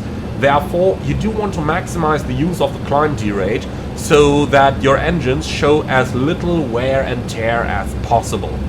So always do keep that in mind. Now, let's have a look at what our FMS offers us in the climb. On the performance page, you get some pieces of information. First of all, we got the prediction. So using econ speed, which is 310 knots or Mach 0.748, we need 2 minutes to climb to flight level 250, and that's going to take 20 nautical miles. You can also nicely see that by your top of climb, which is that dot with the flight level shown next to it, shown to you on the navigation display. However, if you need to climb with the best possible angle, if you want to maximize your climb, you got the max climb function available down here. If you select that, you can see it's now targeting 240 knots and immediately pitching up to that. Now, don't want to use that, so I'm immediately going to switch back to econ here. However, you can see what the airplane's capable of when you really want or when you really need that. In that case, it tells us we need a minute to get up to level 250 and 12 nautical miles to get there. It also shows you your optimum and your maximum flight levels. Do note that those are not corrected for the length of the trip.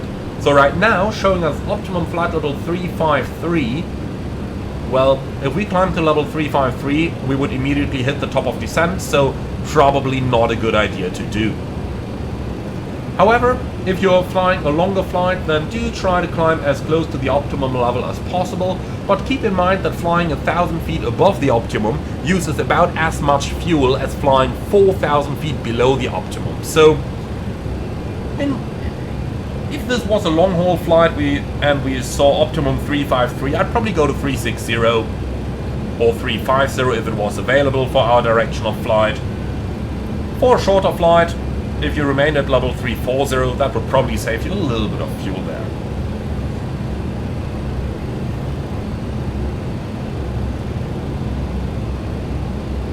Apart from that, if manual control of your speed is required, you can pre-select the speed up here, and you can see that gives you the wide speed bug. However, in order to actually fly that speed, you need to pull the knob. If you want to return to your planned speed, just press the FMS speed knob, which is going to return you to whatever the managed speed is going to be. Finally, a little rule for your climb in order to save yourself from TCAS resolution advisories. Generally speaking, approaching the cleared altitude, so in our case at flight level 230, climbing at flight level 250, we want to limit our rate of climb. When you got 3,000 feet to go to your cleared level, so in case of level 250 being cleared, when you are at 22,000 feet, you don't want to climb faster than 3,000 feet a minute. When you got 2,000 feet to go, you don't want to climb faster than 2,000 feet a minute. 1,000 feet to go, you don't want to climb faster than 1,000 feet a minute. The same also applies in the descent later on. The reason for this is because otherwise your TCAS could cause any erroneous resolution advisories, even though your ATC clearance technically keeps you separate from the other aircraft. In order to go to a vertical speed mode, simply rotate the vertical speed wheel on the FCP. So right now we are about to exceed 1,000 feet a minute in the rate of climb, and we got about 1,000 feet to go to our target altitude. So simply rotate the vertical speed wheel to 1,000 feet a minute, and you can see your airplane has now engaged in vertical speed mode, and your target vertical speed is shown over here on the vertical speed indicator. And this basically now sets us to 1,000 feet a minute. When you do this, always have a look at your actual thrust versus the maximum thrust, because you don't want to get yourself in a situation where you exceed your airplane's climb performance by manually commanding a vertical speed, which might lead to a loss of airspeed. So always have that in mind, check your engine thrust while you are flying under vertical speed mode, especially at high altitudes. Now this basically concludes our climb tutorial. We are already getting close to the top of descent, so we are going to keep the cruise tutorial to a minimum over here, but let's take a few moments to talk about what the airplane can and cannot do in cruise flight. So the first thing when reaching our top of climb is that we want to ensure that we switch the airplane back in a profile mode, indicated by everything being magenta on the flight mode annunciator. Next we want to set our TCAS into below, and finally you at least want to do one fuel check here. So let's just get out our flight plan, let's have a look into the top of climb data. So up here we got the top of climb, should have taken 9 minutes, we took 13 because I demonstrated a couple of level offs, so that makes sense. We should have at least 29,800 gallons of, well, gallons no, pounds of fuel on board. Your fuel is shown you up here, we currently have 41,800, so we are good to go in terms of our fuel. And that basically is how you conduct the fuel checks. If there is any discrepancy, then you want to take your fuel that you currently have on board, and on the fuel page you can see the fuel used. So up here we can see we've used around 9,000 pounds. If you take what you have and add what you've used, you should end up with the block fuel that you've loaded on the ground, and if you don't, that is a very good indication of a fuel leak. So always do have a look at that. Now let's go ahead and start the descent preparation procedure. For the descent preparation, first of all, we need to get our destination runway, so do collect the destination ATIS. You can do that via data link, however the entire data link thing in the TFDI MD-11 is a little bit more complex, so we are going to do a dedicated tutorial for that. Now let's go ahead and get started with our FMS setup. We're flying to Paris and runway 27s are active. We are going to be landing on runway 27 right. Our start is going to be the BBUX 9 Whiskey, And our approach transition, let's go ahead and select that, 27 right, is the mocap 1 whiskey. Let's pin that one, and then finally let's pin the ILS chart for runway 27 right in here as well. The descent preparation always starts by inserting the performance and inserting any restrictions that we might have to meet. So we go to the performance page, then we go to the next page so that we get to the pre-select descent performance. We can edit our target speeds over here. You can see by default the MD-11 tends to fly pretty fast with speeds up to 330 knots. So be a little careful there, and you can't just pre-select anything else down here on the edit field. Today we're going to keep this, so let's move on to the descent forecast page. Over here we want to enter the descent winds, which we can find in the wind section of our flight plan. You always want to enter winds appropriate for your flight. So we are in flight level 250, that means we don't need to enter any of the winds above. But level 200 has a wind of 227 and 27. So let's enter 200 for the flight level, /227 for the direction, and /27 for our wind speed. I'm going to insert that up here. Next up we can enter flight level 150 and the wind speed at the wind direction 236 and 27 knots, and then in flight level 100 we are going to have winds of 247 degrees at 18 knots. Finally, we can also enter the ground winds. So if we have a look at the current weather for Paris, we can see the wind is 190 at 8, so enter /190/8 and put that on the ground field over here, and that also enters the ground wind. Next we're going to enter the temperature, 11 degrees, and press insert, and now VNAV knows what to expect from the descent. Next we go to the flight plan, and we are going to check that the entire arrival matches what we are expecting. So let's go ahead and have a look over here. We go over to the plan mode, and that way we can now basically stroll through our route and check everything that we see. So our start starts in B-Box, and on the 9 Whiskey we got a maximum speed restriction of 300 knots, which we can see over here, and we got to be below flight level 240, which again we see over here. From there we fly southbound towards Koliv, which is below flight level 130, with a maximum speed of 300 knots, which once again we have.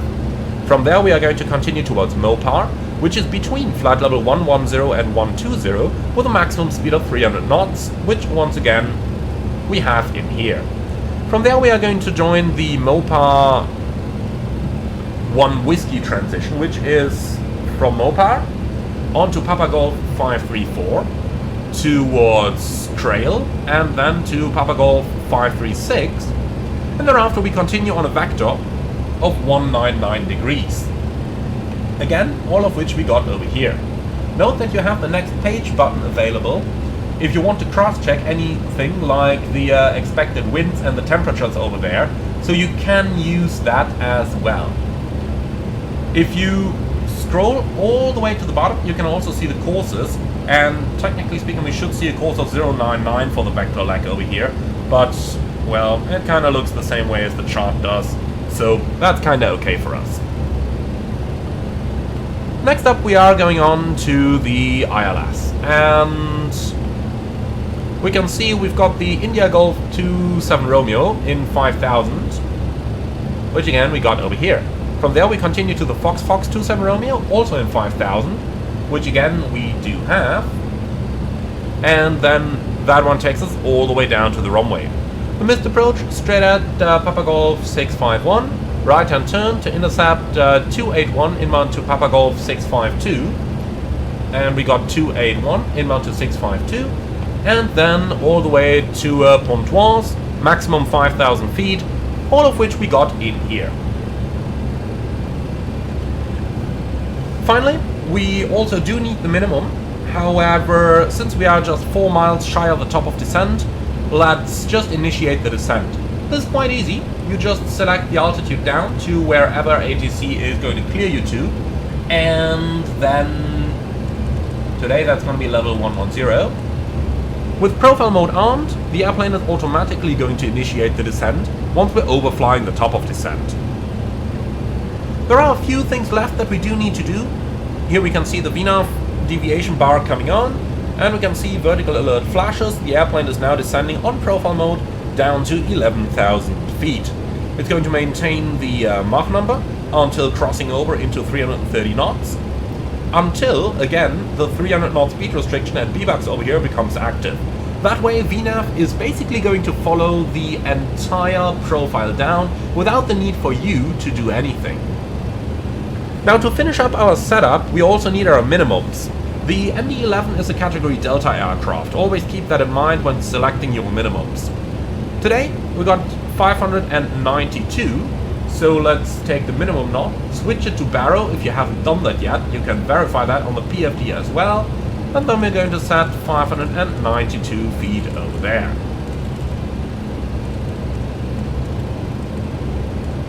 Like that. Make sure that your colleague's PFD is set to the same thing, and with that we have basically concluded that part of the setup. The frequency and the course are going to be automatically tuned, so there is no need to do any of that. The last thing that we want to do for our approach preparation is to head down into the dial flap selector, which we always want to set to 15 for the descent, because flaps 15 is a flap setting that is commonly used on approach. So dial flap selector 15. And finally, we have to decide on the flap setting and the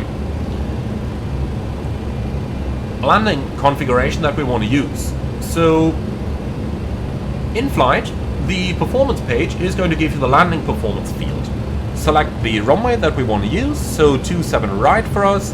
Let's automatically set the weather information, and then we can also just get the landing weight from the airplane over here. There are two different flap settings available on the MD-11. There's flap 35 and flaps 50. The normal landing flap setting is flaps 35. 50 is basically only used if you've got such a short runway that otherwise you may run into performance problems. The reason why flaps 35 is preferred is because flaps 50 offers a huge chunk of drag, while only marginally, 5 to 10 knots, reducing your approach speed. That makes the entire airplane a lot more difficult to control, especially in case your speed is dropping. So, by default, reverses all should be selected and auto brake minimum should be selected. Let's hit calculate and see what we need. As you can see, using flaps 35, we got an estimated landing distance of just shy of 6,000 feet, while the stopping distance available is 7,500 feet, so that sounds like quite the good figures to us. Therefore, let's go ahead and select auto brake minimum, and go to the takeoff and approach page, and verify that flaps 35 for landing is selected over here. As you can see, that gives us a huge approach speed. Here's the problem of the MD-11. The entire horizontal stabilizers are so small that it becomes very hard to control the airspeed on a final approach. What did McDonnell Douglas do? Instead of fitting a larger stabilizer, which would have increased the fuel consumption, they rather opted to increase the approach speeds in order to give you sufficient maneuver margin. So that high approach speed is part of a reason why a flap 50 approach may be useful. As you can see, with flaps 50 we end up 6 knots slower. So up to you to decide, but definitely something that you do want to take into consideration when flying the MD-11. With that, we've basically done the entire setup for the approach. So from here we are going to go into the descent procedure.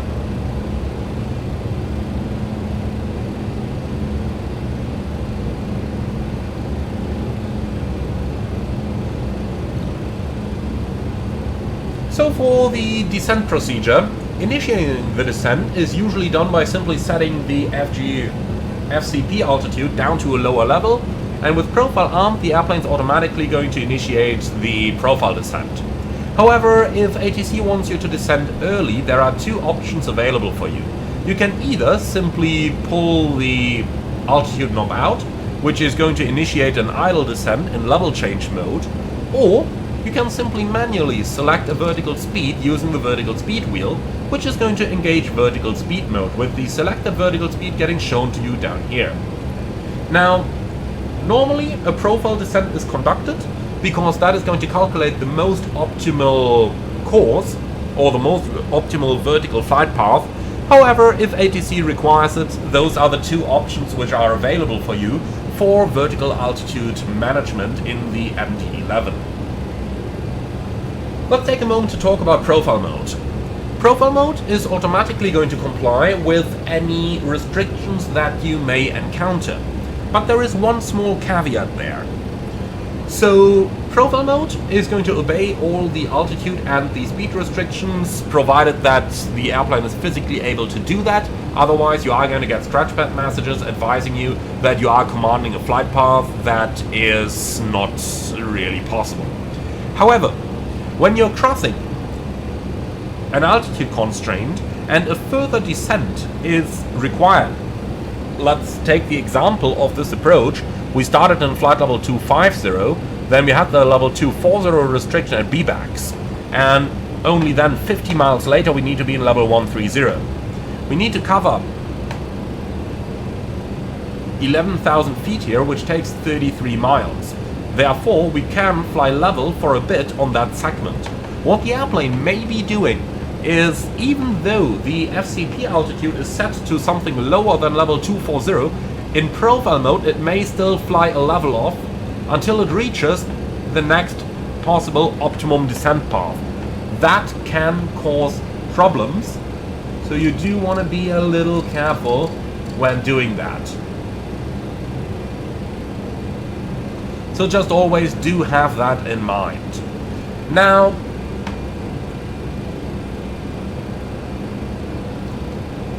once the descent has been initiated, we are going to turn on the fasten seatbelt sign.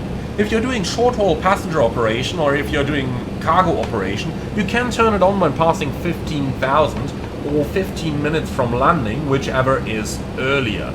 Both options are available to you. Other operators may do things completely different. For example, one operator turns the seatbelt signs on at flight level 250 or when they have 25 minutes to landing, whichever is earlier, and so on and so on. So as you can see, there are many different methods available there, and you simply need to determine for yourself which one you want to use.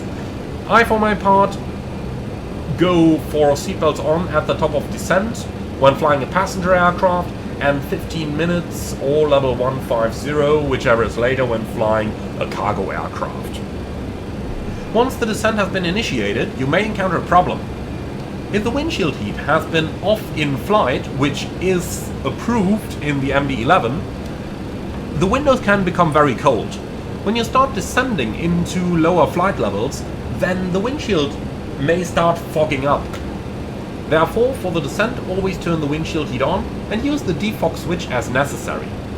By the way, here we just see the airplane leveling off in level 130 at COLIV, which is what I talked about earlier for how the profile mode can work. As you can see, almost level off, 300 feet a minute.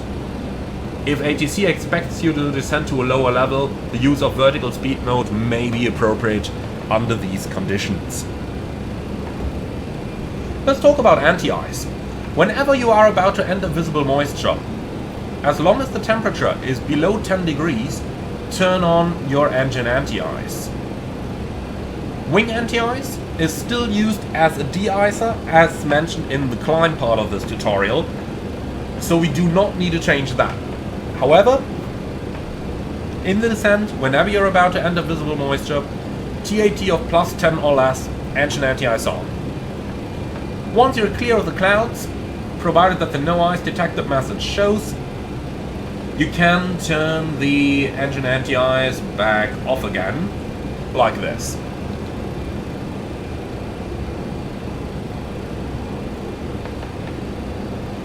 So we're now on the descent. and we are now slowly but steadily getting close to our destination airport. As you can see, that's checked, that's 1,000 feet to go. So now we are in exactly this situation. We got a very long path.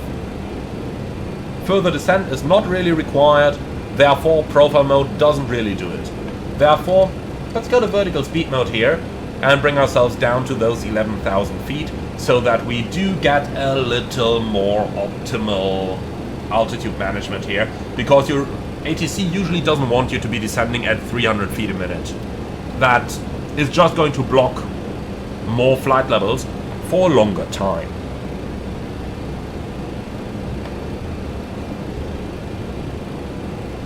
Now we are leveling off in 11,000 feet. We can keep our speed up high over here, and we can just use the moment to talk a little bit about what we are going to do on the approach, because once we're getting there, things are going to go very fast, and since the MD-11 is an airplane that just flies at incredible speeds, we do really want to stay ahead of the airplane. Now, let's talk about what VNAV is doing. Profile mode, or FMS speed mode to be exact, is still going to command thrust according to our expected flight profile. So above 10,000 it's going to command either the econ speed or any speed constraint that we may have had on the arrival. Remember, our econ speed would be 330. However, since we had a 300 restriction, it's commanding 300 knots. When we are reaching 10,000, it's going to command 245 knots, which again you can enter or you can change on the vertical revision page of a waypoint in the descent. So you can see if we go to vertical revision here, it shows us a descent speed limit 245 below 10,000. You can change that if you want to. Likewise, you could enter any constraint over here if you wanted to. Now the airplane does have full VNAV guidance available down onto the approach, and therefore you don't need to think about a lot of things. However, let's talk about what a pilot should be doing on a descent as well. You basically always want to run some mental calculations to verify that your airplane is indeed doing what it is supposed to do. So,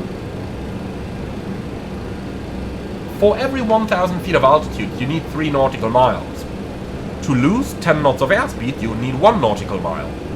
Therefore, from our current position, 11,000 feet, we need 33 miles to descend down to the airfield elevation, and we need an additional 10 because we later get the additional drag of the gear and the flaps, so that's why we always calculate the speed above 200 knots.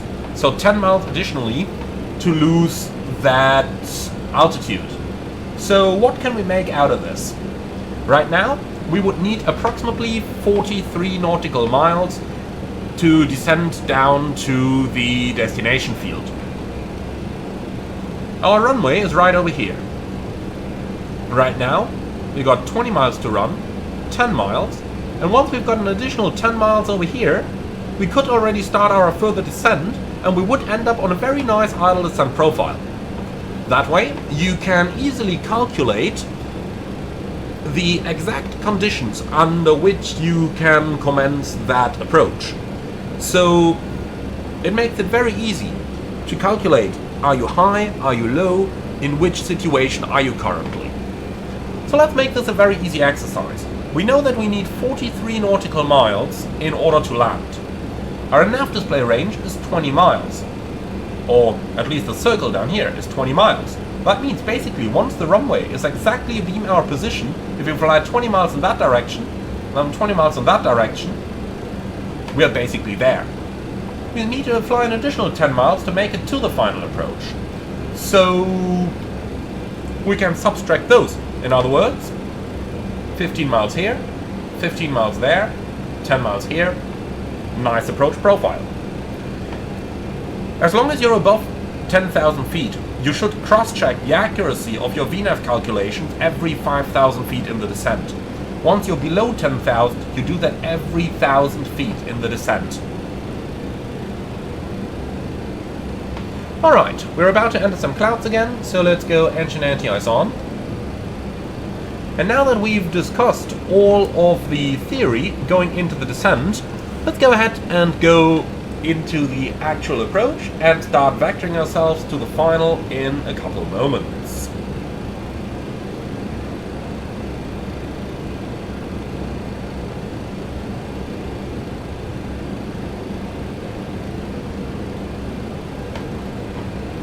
So we're expecting radar vectors from ATC, we're about to beam the airfield, so let's go ahead and start descending.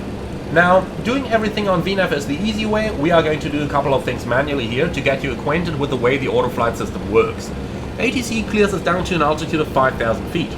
Pull the altitude knob to go into level change mode, and this gets us down to 5,000. Do note that the FMS is still going to reduce our speed to 245 knots as soon as we are reaching 10,000 feet. So, right now, we're at 300 from the previous speed restriction.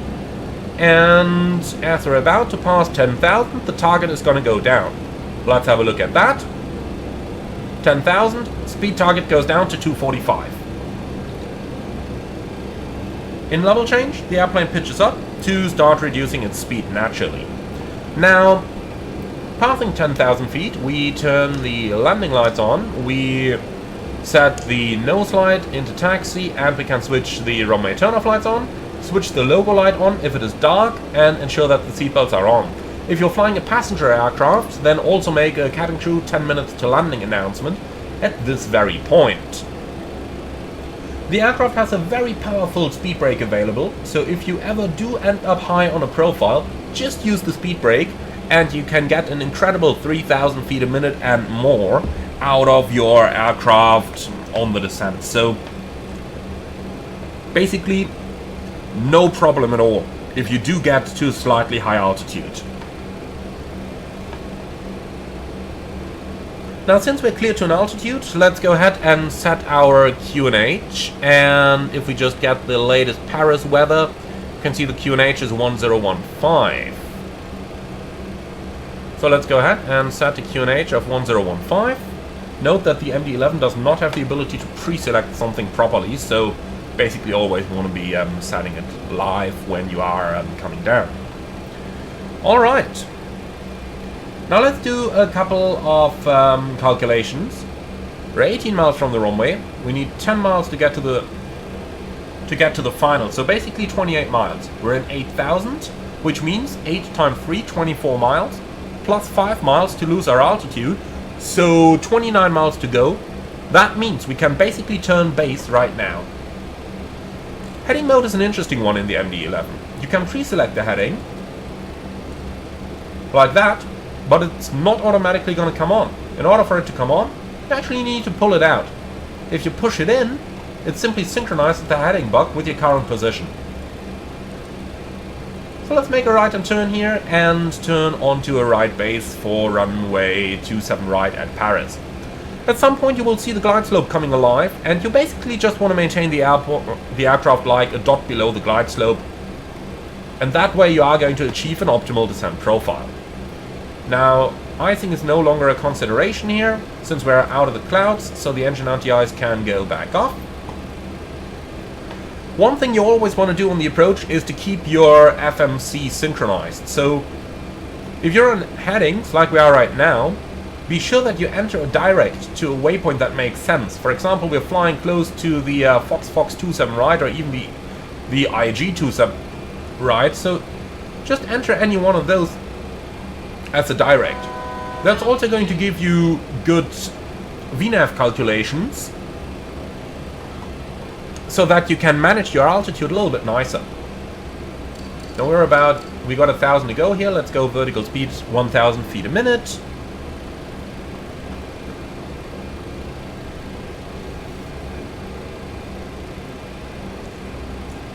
We're on the base now, we're clear to an altitude, we're below 10,000.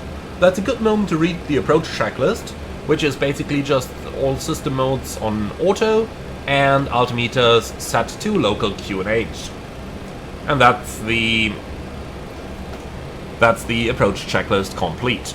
Now, approaching the center line, if you're vectoring yourself, do turn final some 2 or 3 miles from the center line. You can just pre-select that turn here. So runway 27, 30-degree intercept angle, heading 240, gets us nicely to the Fox, so let's do that. And then pull the heading switch as soon as you want the heading to become active. So again, if you're flying on a heading, set the new one. The airplane is still going to maintain on the old heading, which you can see on the FMA, and once you are ready to turn, select the new heading up here. Now we're cleared for the approach, and we can therefore arm the approach mode, or the land mode, and you will see land arm showing up there. We've got localizer capture, so let's set the runway heading. Here we go, runway heading set. We can maintain the 245 knots until about 15 nautical miles, but it always comes down to your intercept altitude as well. Today we are rather high, so we are going to intercept the ILS fairly early. Latest when the glide slope comes alive, do start slowing down. So just select the lower speed, pull the knob, and that way the airplane does start reducing. Now, the airplane has a very high maximum slat extension speed, so you can just go slats extend fairly early in order to get the low speed band to disappear, so that you can start slowing the airplane down further. The maximum flap extension speed at flaps 15 is also a very high one, so if you want to avoid the airplane getting a very high pitch, which it will when you're flying slow with the slats only, then you can use flaps 15 in order to bring down your speed. You should never fly slower than 5 knots above the amber band. Once the slats are extended, you can see our FMS target speed is also coming down, so we can just go back to FMS speed over here. And that way we are now flying on managed speed again. We do have glide slope capture, so let's go ahead and set our go-around altitude, which is 5,000 feet, and that is now set. Generally speaking, depending on the conditions, you should cross 10 miles from the final at no more than 200 knots ground speed. The MD-11 decelerates fairly well on approach, especially with the speed brakes out, but even without the speed brakes out, so do time your approach accordingly. Right now we're doing about 193 knots ground speed with just the slats, so I'm going to continue until just shy of 10 miles. At 10 miles, let's go ahead and slow down further by extending flaps 15. Again, remember the dial flap selector needs to be in the 15 position for this to work. So let's go flaps 15. Once the flaps are in 15, you will see the target speed going down to the flap 15 speed. Again, at a high growth weight, very high approach speeds, do keep that in mind, especially if ATC assigns you a low speed. Just a small comment here, ATC often asks for 160 knots until 40 ME. If your V approach is higher than that, just tell them unable, minimum speed V approach. So 165 in case of today's flight. We do have a standard configuration sequence for the approach that's at 2,500 feet above the field elevation. We go gear down, flaps 28, arm the speed brakes. 2,500. So basically now. Gear down, flaps 28, and speed brake armed. Again, the plane is going to handle the speed automatically, and once we're below the flap 35 speed limit, we can then go flaps 35, which happens to be our landing flap setting today. Again, very easy slowdown, very, very smooth airplane to fly on approach. Finally, once landing clearance is received, we turn the nose light into the land position, and with that we've done all the items we needed to do. So let's now go ahead and talk about the landing. Landing the MD-11 can be a challenge, and there's a very good reason for that. The plane approaches at very high speeds, which means that you're also going to have a very high ground speed. Also, at about 12 degrees pitch, you do have the tail strike angle. Standard approach pitch, as you can see, somewhere about 3 to 4 degrees, but when you flare you easily get up to like 7.5. That gives you about 5 degrees of margin for your tail strike. The plane is very, very fast. Therefore, you end up with a very high ground speed as well. Even with 16 knots of headwind, you can see we're doing 150 knots over the ground. This means the flare needs to be done pretty early. The airplane generally is pretty... Let's say the airplane generally is a pretty difficult one to flare. You want to start the flare at 40 feet. Especially initially when getting used to the airplane, keep auto thrust engaged. 1,000. Checked. At 40 feet, start the flare, pitch up, couple degrees, 2 or 3 degrees, no more than that. Break the rate of descent and then actively fly the airplane into the touchdown zone. You don't want to end up flaring into eternity. Manual flight feels good, but remember, small stabilizer, small reaction. You just need to get used to the proper flare in the airplane.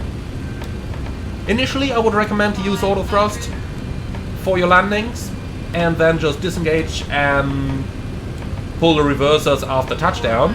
Generally, just pulling the reversers is also going to disengage the auto brake. The flight director is of great help on the initial stages of the approach. However, on the final stages of the approach, disregard the glide slope and all the puppy about below 200 feet and just fly the plane towards the markers. Yep, disregard that. 50 feet, look to the end of the runway.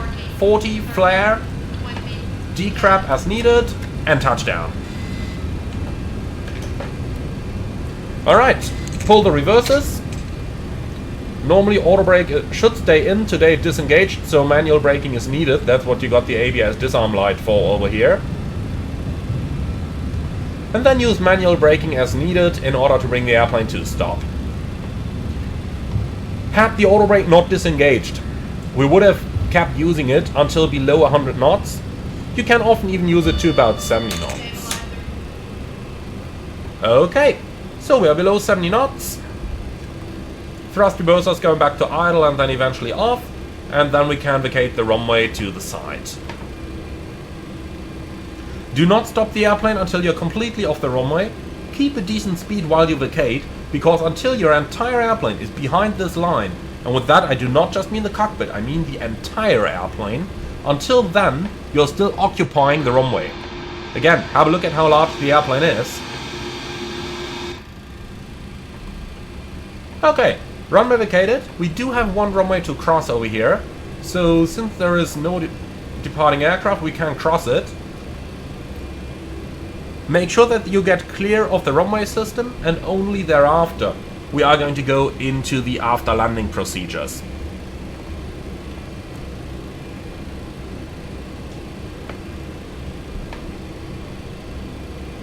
Again, here too, make sure that the entire airplane is behind the line, otherwise you are blocking a runway. And remember, it's a large airplane, so do make sure that you taxi forward far enough.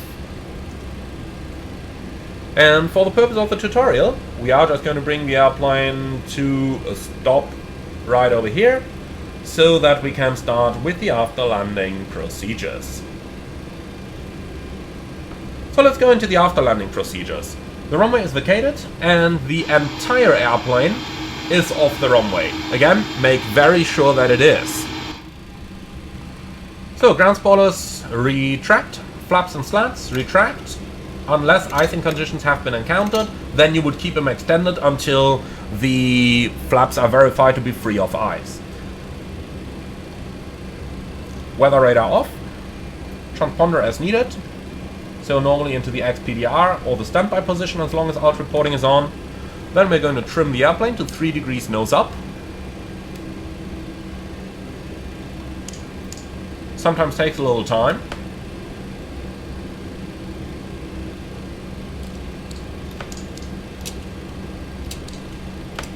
There you go, roughly 3 degrees nose up.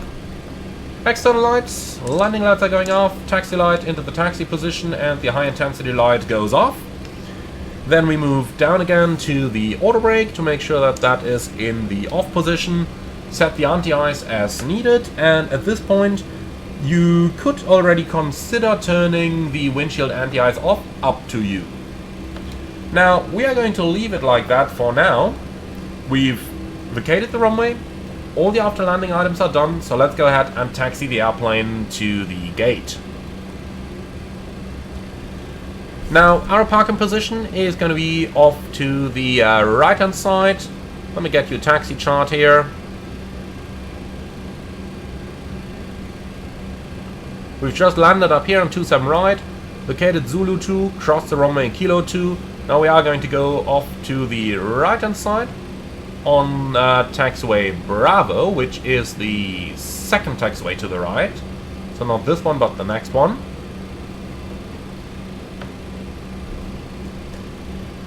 And then Bravo all the way to the ramp over here. Alright, I think this should be Bravo over here. Should it? What does it say down there? Yeah, Bravo Mike 5, Mike next. Just a quick check. Yep, so Mike next, so we gotta turn right over here into Bravo. If you need to take a tight turn like we do right now, make sure you have a little bit of speed before entering the turn. That's just so that you don't immediately stop with the nose wheel deflected to the side, which could in turn cause problems when you try to want to get moving again. So don't stop the airplane in a turn. That's not a good idea. Alright, the FedEx ramp is located in the back over there, so that's where we are taxiing. Long straight line, we can go up to 30 knots, so let's do that. Single engine taxi can be considered, well, not single, but reduced engine taxi can be considered in the MD-11. Provided that you're at moderate weights. Right now we are at a very high weight, so I'm going to leave all 3 engines running. But if you do want to do reduced engine taxi, then engine number 2 is the one that's going to be shut off. The reason being that you still have the outboard engines, the ones mounted under the wings, in order to help you get through a turn should it become absolutely required. Not normally is, but always a good idea to have it available if needed. Now, once you are approaching the gate, we can start the APU, which we are going to do when we are turning onto the apron. And before shutting the engines down, you want to make sure that you ran the engines at settings normally used for taxi, so basically anything below 40% N1, for a period of at least 3 minutes. Now, if desired, engine shutdown may be accomplished 1 minute after completion of the landing roll, provided that EGT has not exceeded 650 degrees during the approach, which is defined as from the outer marker to the flare, or 750 degrees during normal reverse thrust application. So 3 minutes engine cooling time normally, you can reduce it down to 1 minute if required. And that should also be applicable to engine number 2 in case you decide to shut it down for reduced engine taxi-in. So we're about to reach the gate over here. Let's go ahead and see if we can get ourselves some parking guidance. That should be the India gate, and we're looking for India. Those are not too small. Well, India 45 is what we are going to take, and that is not too small. That one's located somewhere right over here. So next taxiway to the left onto the apron.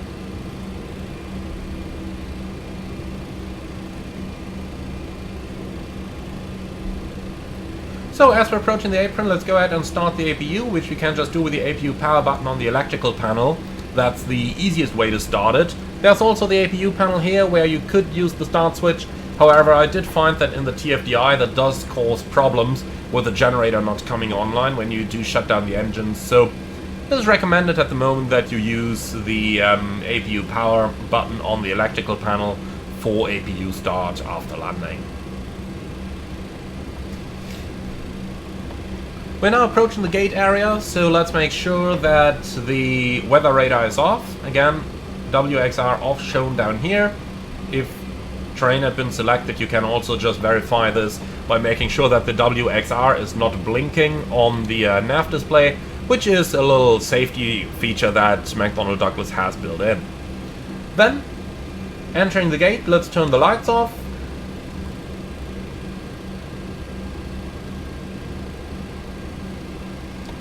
No more than 10 knots.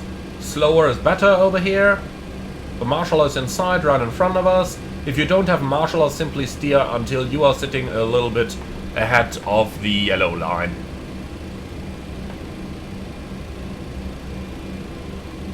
Come on, what do you want from me? Here we go.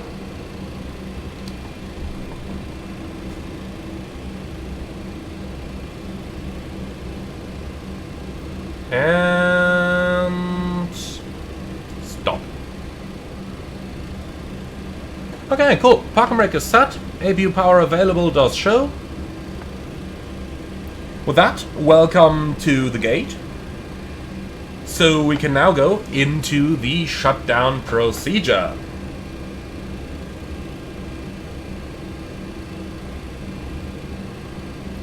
For the shutdown procedure, make sure that APU power is available. If not, connect the external power as needed. Anti-ice is all off. And then we can go ahead and turn off our engines, number 1, 2, and 3. So, all 3 engines are running down. While that's the case, fasten seatbelt sign is going to go off.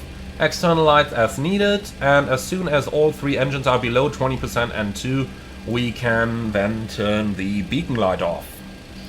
From there, we are going to move to the emergency power selector, which we are going to switch into the off position. Park and brake as needed. So, if chocks are available, which we can basically connect on our own over here. So chocks in place, GPU in place. When chocks are in, we release the parking brake so that it can cool down a little bit quicker. When external power is available, we can also switch that on. APU bleed as needed. And, well, since it is 12 degrees outside, we do not really need APU bleed at the moment. And since we're running on the external power, we can already shut the APU down. Alright, finally, if we are doing a second flight, we are going to keep the IRSs on. If we are changing the crew, or if the next sector is going to be a long-haul sector, then we are going to switch the IRSs off at this point. Finally, accomplish the parking checklist, and with that, welcome to Paris. Now, let me take a final moment over here to show you how to operate the outside doors. So we're going to start with the one left door, which is the normal entry door. First of all, make sure the slide is not armed, otherwise you will be firing it. Verify that the door disarmed light shows, and then just hold the open button, which is going to open the door. Like this. Now, let's also go ahead and have a look at the same thing for the cargo door. In order to open the cargo door, unguard it and move the switch into the arm position. You will see the door control power light come on and the lock light come on. And then we will simply hold the switch in the open position. And that way the cargo door is going to start opening. Do note that it stops when you release the mouse button, so there's always that to keep in mind. You can, technically speaking, stop the door in any location. So here we go. Now I'm holding it. You can even do that while you're in the outside view, and the cargo door is opening. Let's have it open the entire way, but do be careful of winds. There's, as you can see, the mechanism looks sturdy, but you've got a huge sail up here. Alright, and with that, the cargo door is now in the completely open position. Finally, secure it again once it is open, and if you want to close it again, you're going to do the exact opposite like I showed you on the ground. And that, my friends, is our tutorial for the TFDI MD-11. Thank you very much for watching. I do hope that you learned something today. Be sure to leave your comment and feedbacks underneath the video. Also, do let me know once again how you liked the method of doing this combined tutorial versus doing separate tutorials like I did for most of my other tutorial series so far. I'm really looking forward to your feedback. As always, like, comment and subscribe. And if you really love what I'm doing on this channel, I would appreciate a small donation through the Buy Me Coffee link in the video description below. Thank you very much for watching, and I'm looking forward to see you all again on the next one.